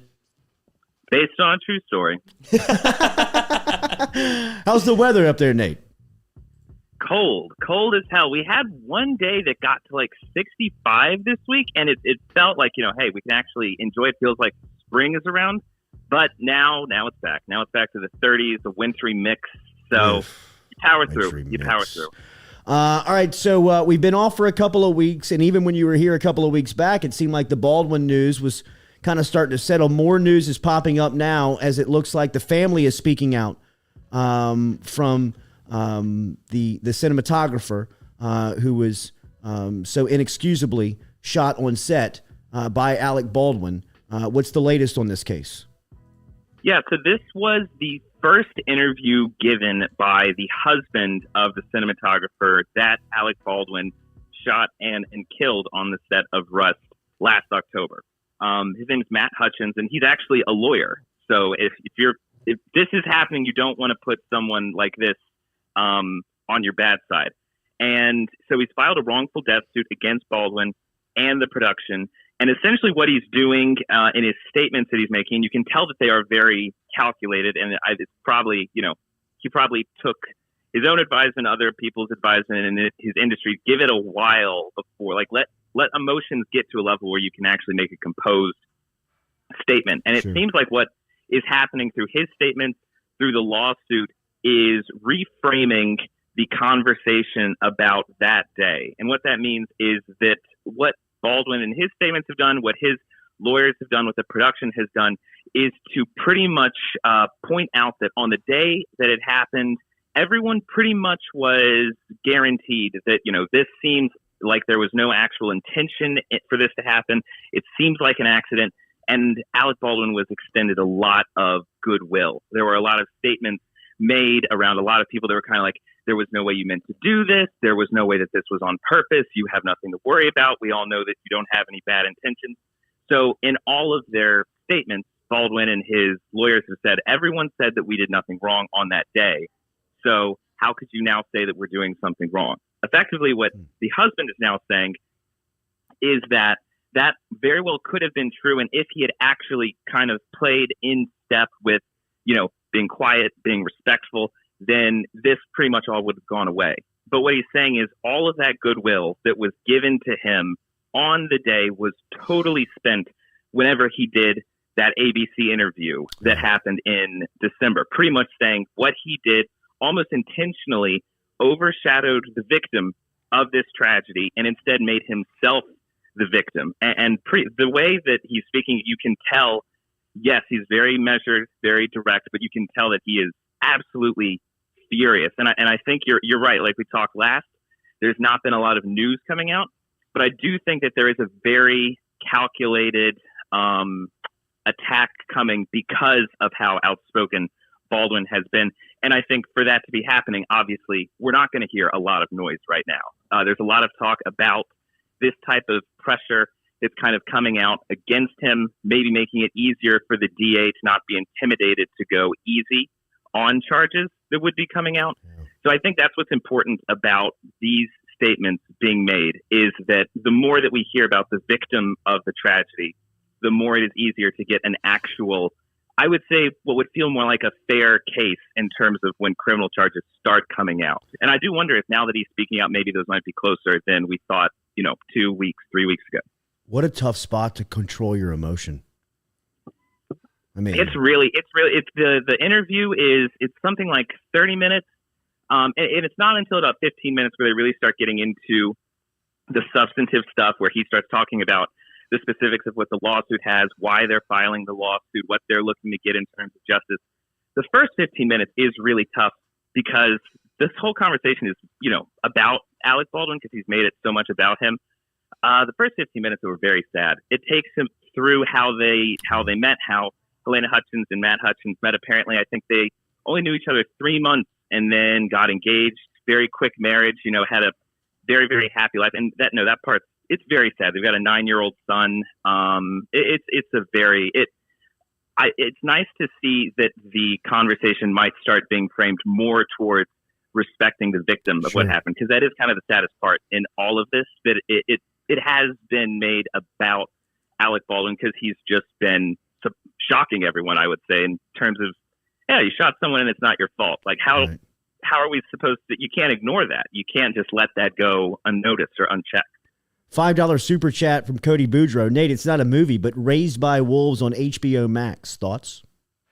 I've heard that is really, really good. I know that Ridley Scott is involved. I don't think he's the director, but I'm pretty sure he's the producer of that. And I hear that it does a great job of taking the world building that he does and infusing that into a show. And Ridley Scott is actually planning to do a Blade Runner television show that's coming up. And so I have not seen Raised by Wolves, but I know Ridley Scott is getting more into TV, and I know that's kind of his first big foray into that type of storytelling. So I'm excited to see it. I hear it's one of the great HBO shows that's out there right now.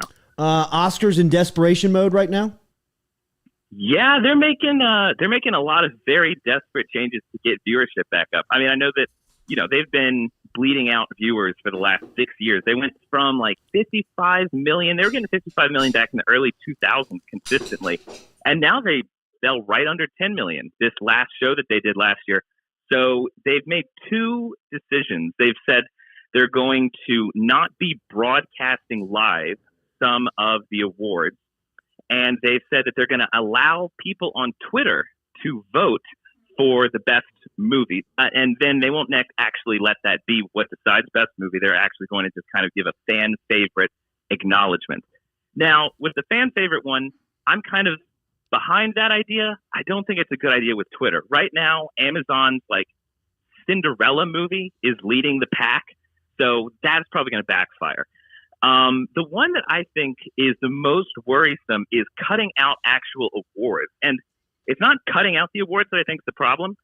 I actually think it might be better to do less stuff live and then just kind of do some acknowledgments because that show is so long. The problem is that they're cutting awards, but they're actually keeping the time the same. So we're still going to get a 3-hour show just with less awards. And I feel like if you're going to cut the awards, actually just make it a 2-hour show, get us in and out. No, we don't have the attention span that we had through in the 80s, 90s, 2000s, even early 2010s. But I don't know. I think it's still, the jury's still out on if this is kind of like the death throes of the Oscars and it's just already done and over with, or if this could actually change course in some way. I kind of think it might be a little too late to change course. Nate, if there was a category in the Oscars for best commercial placement, would it go to Applebee's yesterday? Oh man, that in terms like dark comedy. Hey, I am all for dark comedy, and that was terribly timed. I don't know who would even be responsible for something like that, but man, yeah, I felt bad laughing about that, but that was funny. It's unbelievable. But Nate, I thought about you because we both been on that television side, like you would run the commercial, I'd run the audio. Yeah. They must have put those spots in, weeks ago, and they had no idea that in the log was an Applebee's chicken fried commercial that was blaring through the sounds of Russia that's going to war. It's like, somebody's getting fired, I would imagine, but this isn't anybody's fault. Well, the worst part was that you hear these sirens going off, and transition. then the siren then flowed perfectly with the first beat of the commercial. So it's just absolutely no. And I thought of the same. Yeah, like you said, I know there was definitely no one looking at what's happening and then looking at the commercial, but that they have got someone on that job now. Ooh, marketing it was rep funny. for Applebee's, big night. Yeah, big night. Big night. No, chicken fried. What like marketing representative was on the phone with CNN was kind of like, what are you doing? What are you doing? Right. This isn't our fault. We just sent you the commercial. That's right. Put the spots in a month ago. Some 19-year-old kid is like, I did the log. Hell yeah. I think that was me. Yeah. Garrett, the phone's ringing. Garrett Hamilton, hashtag Ask Nate. Nate, heard anything on early viewings of the Batman? Ooh. Honestly, it sounds like this thing is going to be a huge hit with critics and with audiences. So far, it seems like what people are saying is what Christopher Nolan did in making a much more grounded Batman. It was kind of taking your normal thought of a blockbuster in the early 2000s and grounding it. This one seems like it really does that same type of grounding, but in a way that we're more used to with like TV shows. It's a much more complex, much more human look at the character and focuses much more on the detective side of Batman. And it sounds like just everyone they have, from Paul Dano, Jeffrey Wright, people say Robert Pattinson is doing an incredible job as Batman. So that's a week from now. And I really think theaters have been packing out. Like Uncharted, that movie with Tom Holland, has done incredibly well, better than people expected. Dog, which came out last week with Channing Tatum, did way better than people were expecting. So, and that's prepping us for Batman that comes out next week.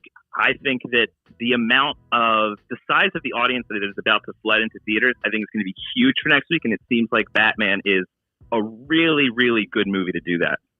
Hashtag Ask Nate. Christian Crochet asks, Nathan, have you seen Inventing Anna on Netflix?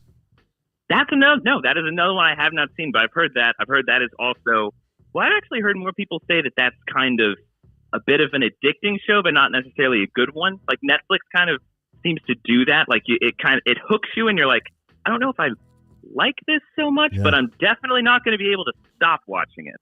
I love that actress. She's great in Ozark, so I'm sure eventually I'll get around to watching that. Andrew Moeller, how does Nate feel, or what is he hearing about Jordan Peele's last project, Nope? His last 2 films were mind-boggling. I actually saw there was an article that was talking about how Get Out has now passed the 5-year mark, and it kind of had a breakdown of how Hollywood does this. A movie comes out that's wholly original, and then they try and follow that trend, thinking that it succeeded because it hit on a trend. And normally that ends up not working. It didn't work with the movies that tried to replicate what Get Out did, because it wasn't so much a trend as much as it was a new type of voice telling, especially in genre movies like horror, doing something new and exciting. In particular, what Jordan Peele does, really, really creepy, more so than just in the moment in the theater. It's scary. Like when you leave, it really sticks with you. It's one of those rare types of horror filmmakers that has that. And I think the fact that that trend hasn't been able to be replicated, and Jordan Peele did the same type of thing with Us, I think that if this movie does well, it'll pretty much solidify him as a bona fide, the auteur type, a genuine voice, someone who didn't just kind of hit on a trend, but someone who is like a massive, he's already a massive force in Hollywood, but at that point, it'll start getting into the legacy type of talk of the great filmmakers. And that's I can't believe the rise that Jordan Peele has had, because he was on Mad TV, goes on to do an incredible sketch comedy show, and then making the transition into successful horror filmmaker, which already it's tough to be like a horror filmmaker and then kind of make your staple as a respected filmmaker. But he's done it well, and I'm excited for Nope. It looks like the same type of mystery. You're not totally sure what's going on, but it looks like it's probably going to scare the hell out of you. Follow the 5 Minute Critic all over social media at 5 Minute Critic, at 5 Men Critic, the number 5 Men Critic. You can also hit him on his YouTube channel. They break down movies each week. There also is you can get more movie reviews on Wednesdays at 4 o'clock Central Time, and a weekly movie update Friday at 3 o'clock Central Time. Nathan, anything that we're watching this weekend? This week is Mad Max, and then next week we are doing kind of a deep dive on Wednesday into the Lord of the Rings Extended Edition trilogy. So it'll be nerding out a little bit when it comes to Lord of the Rings, and getting ready for that Amazon show, which I don't know if that'll be good or not, but it's definitely at least reviewing the original 3. Stay warm, buddy. We'll talk next Friday. Stay healthy. Talk to you then. All right, there he is, Nathan Velasquez, checking in from New York City. That conversation brought to you by Falaya Real Estate. Get in touch with our friend Barrett Blondo over at Falaya Real Estate. Let him help you out with buying or selling real estate. If you're catching up with his podcast, a lot of information coming your way about the real estate market in South Louisiana, in and around Louisiana. If you want to find out more, check him out on social media, Falaya BR, online, falaya.com. Download the app. Get inside your Apple and Android store. This smell inside of the studio is like torture, bro. I mean, we have got to take a break because we're about to start grubbing into this stuff. The cooking couple has come in. They've gone omelets with the pork butt and shoulders. They were going to sit down on set. We will be eating. They will be explaining. Iverstein's Butcher Shop is the food behind all of this magic. We will talk to the cooking couple next here. Lance and Christy Fauché in with us, just like they are every Friday here on the Jordy Culotta Show, driven and powered by Go Chevrolet. Give me that. Give me that.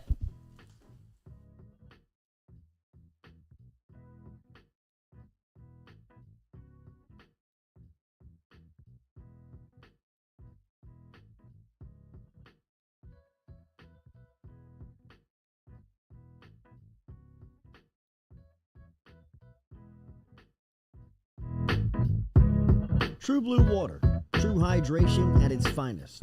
Right now, you're only a few minutes away from getting your 5-gallon water delivered to you, just like we are over here at the UDL. All you got to do is log on to truebluewater.com. That's TRU, bluewater.com. The website's fantastic over at truebluewater.com. You can get your service and find out how quick it is. You can schedule a delivery, even hop on the billing system right there at truebluewater.com. TRU, bluewater.com. Do you have questions about your finances? Are you looking for recommendations from a skilled financial advisor? Get in touch with our friend Daniel Newman over at Edward Jones. You can find him easily by logging online and shooting him an email at daniel.newman@edwardjones.com. That is daniel.newman@edwardjones.com. Whether it is help with your 401k or just fiscal advice heading into the new season, get in touch with Daniel today. Best way to do it? Email him, daniel.newman@edwardjones.com. He's our experienced financial advisor. Let him be yours, daniel.newman@edwardjones.com. The Jordy Culotta Show is brought to you by A-Bears Lawn Maintenance. Commercial or residential, A-Bears Lawn Maintenance is ready to work. A-Bears can tackle all your homeowners association requirements. Call Blake at 225-485-8022. A-Bears Lawn Maintenance.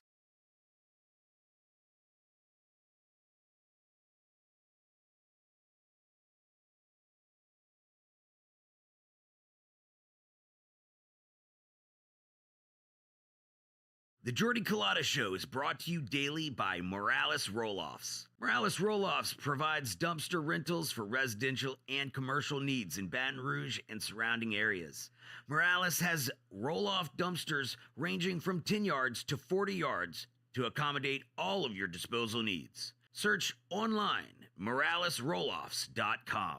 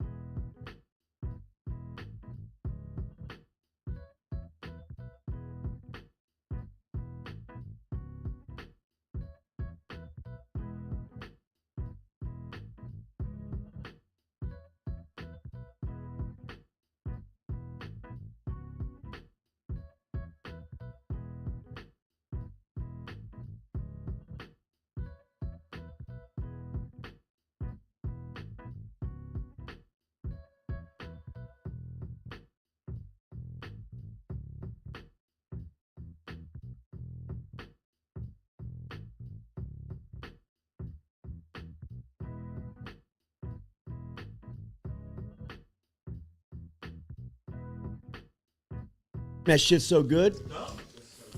Fire. Woo, that's good, man. Now it's gone. Shout out to the cooking couple. Shout out to our friends over at Iverstein's. Galen and the crew. Good Lord. C'est bon. Can't get that in New Orleans. Where? New Orleans. This is New Orleans food. Damn, this is good, man. Everybody. Everybody. The meeting just got quiet. Yeah. Hell of a show. We were talking numbers and deals 2 minutes ago. Yeah. Well, let me get into some more of this food. We'll be back. God, oh, it's so good. Hunter Hall, the booty cam is something. I told you. It was coming out. We can sell it. Wait. What's your price? Hunter Hall, how many wins does LSU get this weekend between baseball, softball, men's hoops, and women's hoops? Who we got? Who's softball play? I don't know. Remember we tried to talk softball once? We had the coach on, and we were like, Beth Tarina? Beth Tarina. We kind of stepped in it. We were like, oh, I didn't think she was going to answer. But we got our questions in. We learned a lot. Learned that you could throw a rise ball. Yeah. You know? How many other ways can you spin it more than a baseball? There's a couple. But they play this weekend? About to give you softball? give you the schedule for the There we go. weekend. Stewie going to get his Lady Tigers. Get out of that port butt. What do we got now? They have 2 games today. Stephen F. Austin and Drake. And then Saturday they play 2-0. They play Purdue and Drake again. 4-0. And then Sunday they play Purdue and Stephen F. Austin. 6-0. LSU basketball has Missouri 7-0. Oh. I'm calling it a win. LSU baseball's got Towson What's that? 7, 8, 9 in a row.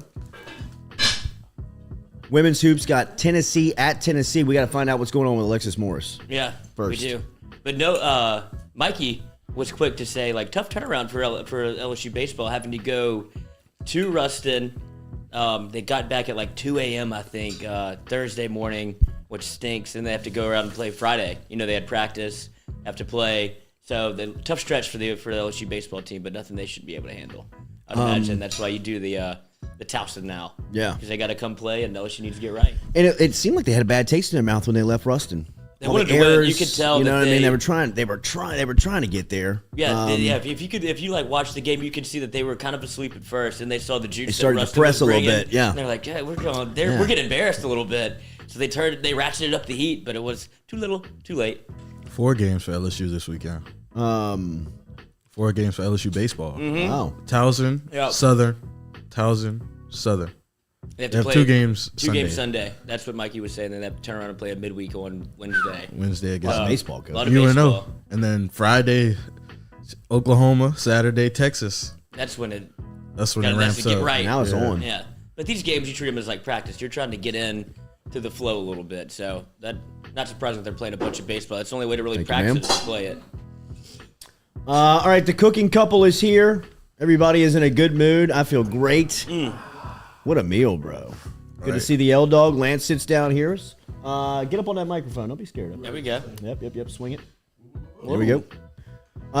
Good morning, buddy. How we feeling? Feeling marvelous. Yes. how y'all Incredible eats again today. Tell us about the Iverstein's experience, what we're eating on. I know that they served you up with pork butt and pork shoulder. Stewie, slide one this way. Let's see if we can't put Christy over there and tell us about the experience, about what's going on. But Lance, good morning to you. Tell us about the second week here of the Foodie Friday. Everybody in the chat app loves it. What's going on? So we kept it pretty simple. We got pork shoulder, shoulder butt. Shoulder butt. We got pork shoulder, and I smoked it. Okay. If you got it, smoke it. Literally. You fit right in. Bro, did you catch a lift? Did you catch a lift this morning? When you got the good, you got to smoke it. Did you catch a lift this morning? That's right. Yeah. You're fit, bro. I can look, see it. Here's the I thing. can see it in your shoulders and arms, bro. You're looking good. Thank you. Here's what I got. I literally, when I do smoked pork shoulder, you have the big, imagine it's this big. Mm-hmm. If you smoke a whole shoulder, a whole butt. If you smoke a whole butt, all you have is the smoke around the outside, right? Right. It's really about the inside, bro. And you don't have any seasoning in the middle. Yeah. That's right. And you don't have any seasoning in the middle. You don't have any smokiness around the middle. So I cut it into 3 or 4 pieces. Like some of the competition guys, the super barbecue nerds that get in there and they'll spend 6, 8, 10 hours making it, just doing this one little piece of meat and making it just perfect. Right. And that's sort of what I do with this. I'll break it. So I deboned it first. I cut it into some little chunks. I got some video. Yeah, we have it. Or we had video from. We just had the tease. Oh, yeah, they the put tease. out the tease video. That's right. Yeah, if you email it to me, I can play it right now. Yeah, if you grab my phone, you got my phone. Dangerous game. So here's what I did. When you have those little small pieces, you get smoke. You get more surface area. It's and more seasoning and just more thorough flavor. Yeah. That's how you end up with that dark, really beautiful pink line, little smoke line all the way around the outside. And then I smoked it, and then I took it off and put it in a pan on the smoker with stock and butter so that I can catch all that fat and drippings instead of it all going down in the smoker. You put it to use. After it did that for a while, then I just brought it inside, put it in a big pot, and let it roll until it was just pull apart tenders. Oh, son of a. That's cheating. I have the video. I don't know how to use this phone. She's lost. You got an iPhone? It's a little. It's my baby bitty. iPhone. It's It's 12 mini. Yeah. I love this thing. It's like a Barbie phone. It is. Well, yeah. It Easy is. bake oven. It's exactly what it is. Safe move. With 2 phones. So basically, what you got now is just pulled pork. Shut You guys ate an omelet earlier. Yeah. Omelet. That's some eggs from the farmer's market. And then the cheese in that omelet, though, is magic. Magic. That cheese. Like, I didn't even know it was cheese until like the third to last bite. Yeah. That's some coastal Why? cheddar from Ford Farm. Ford Farms Dairy and. Christy, get up on that microphone. Pull that Get microphone. up in there. Like Hold on. this. Yeah. Get up on it. Get up on it. Oh, nice. Get up on it. Get up on It's a it. deep There we line. go. There we go. There we go. Okay, There we go. Hey, there she is. Scott Oldham, hashtag Ask Jordy. Can we do a drawing for people to come from the chat to a Fruity Friday one time? Hell yeah. Okay. Well, there you go. It's like voted the upon. sound of They're that in. a lot. Yeah. Might be a little March Madness gift. Maybe, yeah. Maybe so. That sounds like magic. Yeah. Are you airdroppable? I don't know. You know. How you want go Lloyd. How you want these files? Lloyd at JordyCulottashow.com. What do we? So what are we? Lloyd. What are we about to do? Lloyd. Yeah, Lloyd. Double L. Lloyd, that's I get that a lot. forever. I'm sorry. Yeah. No, I like can't. it. Yeah. Okay, good. Yeah. So People stumble into it. the quesadillas. Is that what we just say? That was an omelet. Pork omelet. Pork That was a omelet. little omelet. That was just a little test, a little taste test. Little taste test. To get Now, it started. Where are we going now? I'm gonna tell you the truth. We did these both because we couldn't decide. Yeah, it hope was y'all a don't mind. tough Oh, yeah, decision. perfectly fine at our end. No, we all said that we didn't eat breakfast. Like we didn't eat anything coming in because we Good. wanted to starve That's ourselves. good. That's We're yeah. gonna, Get we're gonna ready. put these together for you real quick. This is some pork tacos. Pork tacos. that we're gonna do. Super Now, basic. one of the other reasons besides not talking, being I'm gonna able start. to Wow, there you go. decide All right. is that I post about food a lot, as you can imagine, but we talk about fancy leftovers. So we'll meal prep some meat, and then we'll warm it up and serve it a bunch of different ways. So this is smoked pork, and you're gonna have it 2 different ways, which of course we could do a million things with it, but this is just 2 simple ways to do something that's super, super easy. Garrett Hamilton, hashtag Ask the Cooking Couple. How important is the resting phase for pulled pork? I've seen a rest for 3 to 4 hours after it's come to room temperature. How big of a difference can that make? Lance? Christy? What do you think? I mean, I think there's a lot of arbitrary rules based around barbecue. yeah, And yeah, I mean yeah. that arbitrary. Like, if you're just pulling this, so my rest, you obviously want things to rest, like when you're doing a brisket, for example. Stewie, de-shield that thing. Take that top off of that. Let him see that. Yeah, I'm about Let to him come see over that there. I'm about pork. to come over there and I didn't mean to interrupt, Lance. yeah. Continue. Sorry. I'm bad at multitasking. Yes, I know. I'm terrible at it. That was probably a bad time to ask Oh, that man. question. I saw Well, you the got me fear in his excited. face. I know. That was my bad. I told you to do Let me one tell thing, you, and then I asked you to come the other way. Refractory period. Look, when you're resting meat, like if you're resting a steak, you got to rest it for obvious reasons. You don't want it to bleed all over when you go cutting through it. If you're resting brisket, you want that meat. You've basically been tearing it down for 4, 6, 7, 8, 10, 12 hours. Right. And the rest is super necessary because the meat's screaming hot. You've had it. Let's say you're finishing up. I don't care what they say. They don't always finish up around 225. Sometimes they finish up around 300, 400. So you want it to cool back down. You want the liquid to stay in it. You want all the fat to stay in it and not run all over. Wow. Look at that. Wow. This is ridiculous. Nay is by the first. way. Yeah, she didn't get an Yeah, omelet. she didn't get an omelet. I did not get an omelet. Eat up, Nay. Look, I'm Get video of this. I was about to say, you're gonna want this ready. yeah, I'm rambling, but I don't think rest is super necessary when you're doing pulled pork. Really? So straight from it. You're just pulling you're gonna be you want it to come all the way down to tender. Good bite, Nay. Good bite, Nay. Woo, look at that pork. You want it to be tender enough to start pulling. And look, this one, I'm not gonna lie to you.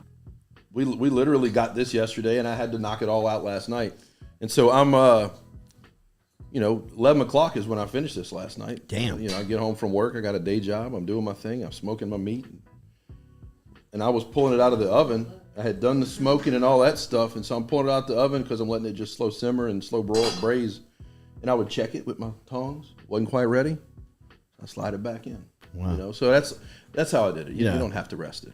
A lot of options with pork, obviously. Oh, man. I mean, there's so much to do, Lord. right? So many options. Thank you, Get in ma'am. on that. Thank you, ma'am. Yeah, wrap your lips around that. He gets the show. So yeah, so there it is. There's if you go back to that one that's all cut up, if you actually pulled up Galen's, well, actually, there's another picture. I've got pictures everywhere. This was a whole pork shoulder with the bone in and everything. And so I just broke it down, deboned it, took some pieces. I ended up actually trussing them together, those little pieces. Just and trusses us tying them together? Yeah, tied them up with some butcher twine. But yeah, if you're smoking for pulling it apart, you just want as much smoke and as much seasoning as you can get. And the cheat code that you did was collecting the drip and putting them back in and stirring them all together. My That's goodness, the sauce that you like kind of created. Yeah, the fond. My You get all that good. You want to save all that as drippings, and you don't want it all going down in the. Yeah, I mean, that's a waste of flavor. Tom Granny is Flavor. pissed off that we're putting this in his face. He says, y'all suck. Scott Oldham, ask the cooking couple, what's the sauce? Chipotle aioli. So, yes. And Ain't not homemade. Ain't no jarred mayo bullshit. Okay? so here's the thing that restaurants do all over town. I would challenge all the restaurants in town to tell me, ahead, are buddy. you ever making a real aioli, or are you just... Here we go. This is no bullshit. And look, I've done it. I know. The reason I know is because I've been there. You know, you get like a Chipotle aioli or Chipotle mayo at a restaurant. They're literally taking Hellman's and stirring in. Maybe not Hellman's. Listen to me. The brand doesn't matter. Blue plate. The brand doesn't matter. Duke's horseshit. Look, they're basically just throwing mayo and making it and mixing it up, making a sauce, right? So that sauce that you guys are partaking in Is the real deal. is the real deal. Is no monkey business. So essentially, an aioli is Of course. Yeah. an aioli is just a Absolutely. really thick emulsion of fat and acid. So this one happens to have My type egg of party. yolks. Egg yolks. You like that? Egg yolks. It's a psychedelic sauce. It's got egg yolks and it's got chipotles, like fresh, like smoked chipotles in a can. And then apple cider vinegar, Did you eat one of these yet? avocado oil. Right here. Um, You want one of these? no, I don't want one of those right now. Don't want a taco? Yeah, just give You me have one. to. If you're Yeah, gonna fuss at me about Friday, it. you made it. Trying to hide his Yeah, lift. He was. Yeah. Did he work out this morning? Yeah, we confirmed. Nice. Yes. No, I did not. Oh. Oh, wow. This shirt's just real tight. Yeah. Not real tight. It's a good fit. It's a trick. It's a good fit. Had to represent Steams. my Iverstein. Tom Granning, I'm doing 2 briskets tomorrow. We'll send pics. This is killing me. Yes. Noogie, I'm starving and contemplating a lawsuit. Brandon Hollingsworth, this is hard as hell to watch. John Smithsonian, y'all are killing me over here. This is incredible. I mean, Hey, the email was it was Lloyd at Jordy Culotta or the Jordy Culotta? No, at Jordy Culotta Show. Okay. Lloyd. Lloyd. Lloyd. I can't help but think of the Lego. Oh, see, I get a lot of Dumb and Dumber. Oh, Yeah. Yeah. Lloyd Christmas, right? Lloyd Christmas. No, I'll yeah. hold it. I'm done. Now he's triple tasking. All right, so tell me about the Iverstein's experience on this. Man, look, you guys saw the video that Galen put on his social media stuff. This stuff's coming to you from directly from the whole half of the animal. Yeah, where they it's broke not it down. It was awesome. Yeah, I and love that he's he's showing that video of them cutting Man. it up. Yeah. he's giving it to you right fresh. I didn't know is that what it. you I didn't want. know that it was such like a puzzle piece cut like that, man. It is, and it's funny because if you go buy like a pork shoulder, the reason I call it shoulder butt is because if you go to a grocery store, a lot of times it just says pork shoulder / butt because it's kind of the same cut, whether it's from the shoulder up in the front or the back of the butt. It's the same type of a cut. And Galen and those guys could tell you more of the details about kind of what's the difference. All right, we're back for round 2. Exactly where it came from, right there. So This is Galen cutting it up for that he said to y'all, right? This right, Is him, this is when we announced that Look it was at going to that. be. I mean, look at it. Look how it just Look at snaps. him Watch this. then. Just Getting it done. Pop. He's Look at good, that. man. That's This a thing skilled is- trade. That's not, I'm ready to go in there and cut up some meat. I'm just saying. that thing. I mean, that saw looks. Right? Whew. That's Looks a little Breaking Bad. That's where the bodies are buried. Absolutely. Jeez. I don't think I want to go in there, Galen. they look, never trust a pig farm. Absolutely. I just want to eat it on Fridays, bro. God. And you want it, you want Yeah, it, it's so you good. want it prepared and It's cooked for you. unbelievable. Oh my God. That's unbelievable, man. This is stupid. So So- Lance smoked the pork shoulder. Oh my God. And then I went to the market. You know how I feel about my local farmers market. Absolutely. So the arugula and fresh grated carrot little slaw mix that we got happening, that's from Fullness Farms right here in Baton Rouge. They're awesome. Go check them out. And I made a little apple cider vinaigrette. Just that acid with the fat of the pork. It just is, It it's is. just so good. It's kind of stupid. And then Lance made his aioli, which is just good on everything for real. Thomas really Lamont, you guys are going to make Fridays in Lent unbearable. Nah. Oh shit, I guess we better start some evening, Yeah, I just thought right? about that. Garrett Hamilton, hashtag Ask the Cooking Couple. What's your opinions on Wagyu beef? Is it worth the price? And how is it viewed in the industry? definitely worth the price. I mean, have you had it? It's amazing. Yeah. I think it's worth the price. And I've never like gotten down and just thought about, because you can buy Wagyu of all sorts of things, right? You can buy Wagyu steak. Galen has a bunch of stuff at the shop. Yeah. On and off. He's special ordering it. Yeah. It's certainly worth it, but is it necessary? No. But yes, it's worth it. It's amazing. Galen carries both. He has the got all of grass-fed it. beef, and then he has a little bit of the Wagyu and some prime cuts. I mean, you got to offer a little bit of variety, but for sure, it's definitely worth it for a splurge for sure. Iverstein's Butcher Shop, located on Perkins Road right now, across from Sprouts, but moving down Perkins towards Essen, and as soon as you cross over Essen, right in the shopping center that has, or right next door to Counterculture, right next to, what's the sushi joint? Sushiyama. Same one there, and then the old Romans Greek restaurant that was on the corner spot right there is where Iverstein's is moving. So a new spot coming for Iverstein's. And as we've been telling you over here at FM Digital Media, we are much more than sports. We have our sports atmosphere. We got our sports shows with the Culotta Show and with Mic'd Up. We got a show that's in the works right now with Rohan Davey, where my dog's at, that should be coming and launching at some point over the next couple of months. We've got the FM Outdoors station that we just launched this week that we've got programming going up on. Our next project is going to be the You Bet Your Ass It's Good YouTube station that will be housed under the FM Digital Media umbrella, which will be showing off the cooking couple, doing a lot more than their hits just here on Friday on the Culotta Show. It'll be a lot of the stuff that they have going on in their own kitchen, some of the stuff that Christy can help you with as far as meal prepping for the week, which is a tough task to commit to. I think she can lay it out and make it very easy for you. But not that, just the knowledge that they have inside the kitchen of whether it's shopping for the products, putting the products together, serving it. I think somebody said she's making this look like a work of art when she was putting together the taco. I mean, all of that goes into the knowledge and the passion that they have for the food that they're serving for us every Friday. And we want to show that off here at FM Digital Media. And we're going to do that here in the next couple of weeks, months, under the You Bet Your Ass It's Good title, under the FM Digital Media umbrella. So there's a lot of cool stuff happening over here with our Foodie Friday segment, with the cooking couple. But make sure that you stay tuned in to us every Friday.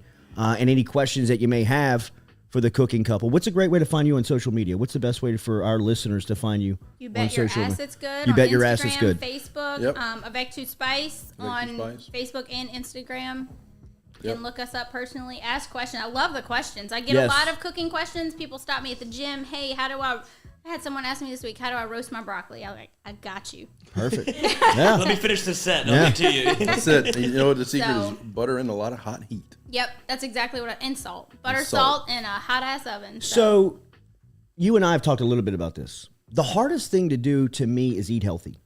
Like if I want to, is it? Because that was healthy. So that was healthy, even with the butter and even with the butter is good for you. It's a freaking health food. All right. Which is part of what we're going to be. Yes, this is the education part. We're going to be updating, getting some fresh, real data. Yeah. Meat is healthy. Beef how about is that tortilla? Did y'all like that tortilla? Yes. I mean, but that's an almond flour but tortilla.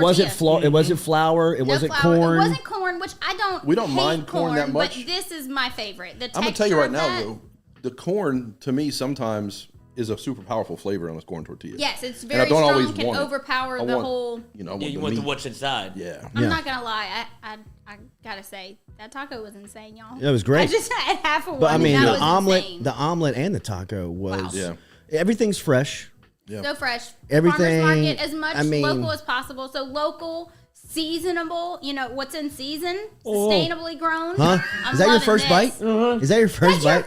Oh no way! Yeah, what are you doing, dude? You just sitting there and staring at it? What are you trying? Are you torturing yourself? I was doing the dodgeball. Yeah.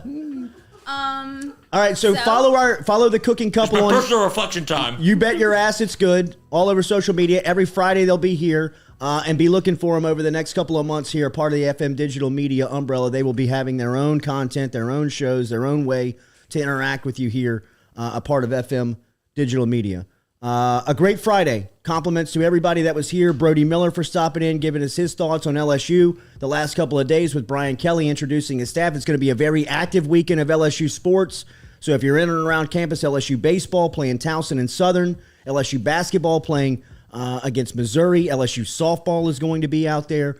So it'll be a very active weekend of LSU sports. Stay safe out there. We'll talk to you again Monday morning, 7 o'clock. Remember, this afternoon, Friday at Fred's, mic'd up, 3:30. We'll be going live. Every home baseball game this season, every time the Tigers are at home, there will be a 3:30 show Friday at Fred's leading into first pitch. Make it a tradition. If you want to stop in and get ready for the box, get a little pre-gaming for some of these big matchups in Jay Johnson's first season, come stop in and see the former All-American Mikey Matuk over at Fred's getting ready for an LSU baseball weekend. Shout out to the cooking couple closing out our week again. Make sure you're following them on You Bet Your Ass It's Good. A lot of exciting stuff coming over here at FM Digital Media with all of us working together, them cooking, showing off their knowledge, and every Friday you can catch them here, a part of our Foodie Friday segment with Iverstein's Butcher Shop, which has, through the first 2 weeks, been phenomenal, incredible, and it's only continuing to get better. Thank you, everybody, for the support watching today. Make sure you like, share, comment on the post. Happy 20th birthday to Dylan Cruz. Oh. 20 today Has for to the hit- LSU no, that baseball means he's definitely superstar. got to hit a bomb today. Or two. Yeah, Or birthday two. baseball Little birthday games bomb. always go well. Everybody have a good weekend. Mic'd Up, 3:30 this afternoon from Fred's on Mic'd Up's YouTube station. We'll talk to you again on Monday. Oh, yeah. My bad. No Sunday shows anymore. Yes. Or the Sunday show is changing the dynamic. We will not be a part of it. We're going to allow Stewie, Noah, Jack, Lloyd. We're going to start cutting their teeth on the air and giving them a platform to speak. Lance Beal, who is our Sunday night sponsor, has shifted his sponsorship to Mic'd Up. He's now official lawyer of Mic'd Up, the Lafayette base. Of course, Mikey and Beal being both from Lafayette, it was a great fit, and they'll be. Lance will be on the weekly show now for Mikey, and on Sunday nights we will have. We're still coming up with a name for it and what we're going to call it, but it's going to be fun to watch that show evolve and watch it grow. And if you're an advertiser out there and you want to throw your name on this, we'll be talking again soon. So have a great weekend. We'll see you this afternoon at Fred. Shout out to the cooking couple, and we'll be back with you on Sunday night. Yeah. Hell yeah. Thank you all. Go Chevrolet. See y'all at Fred's.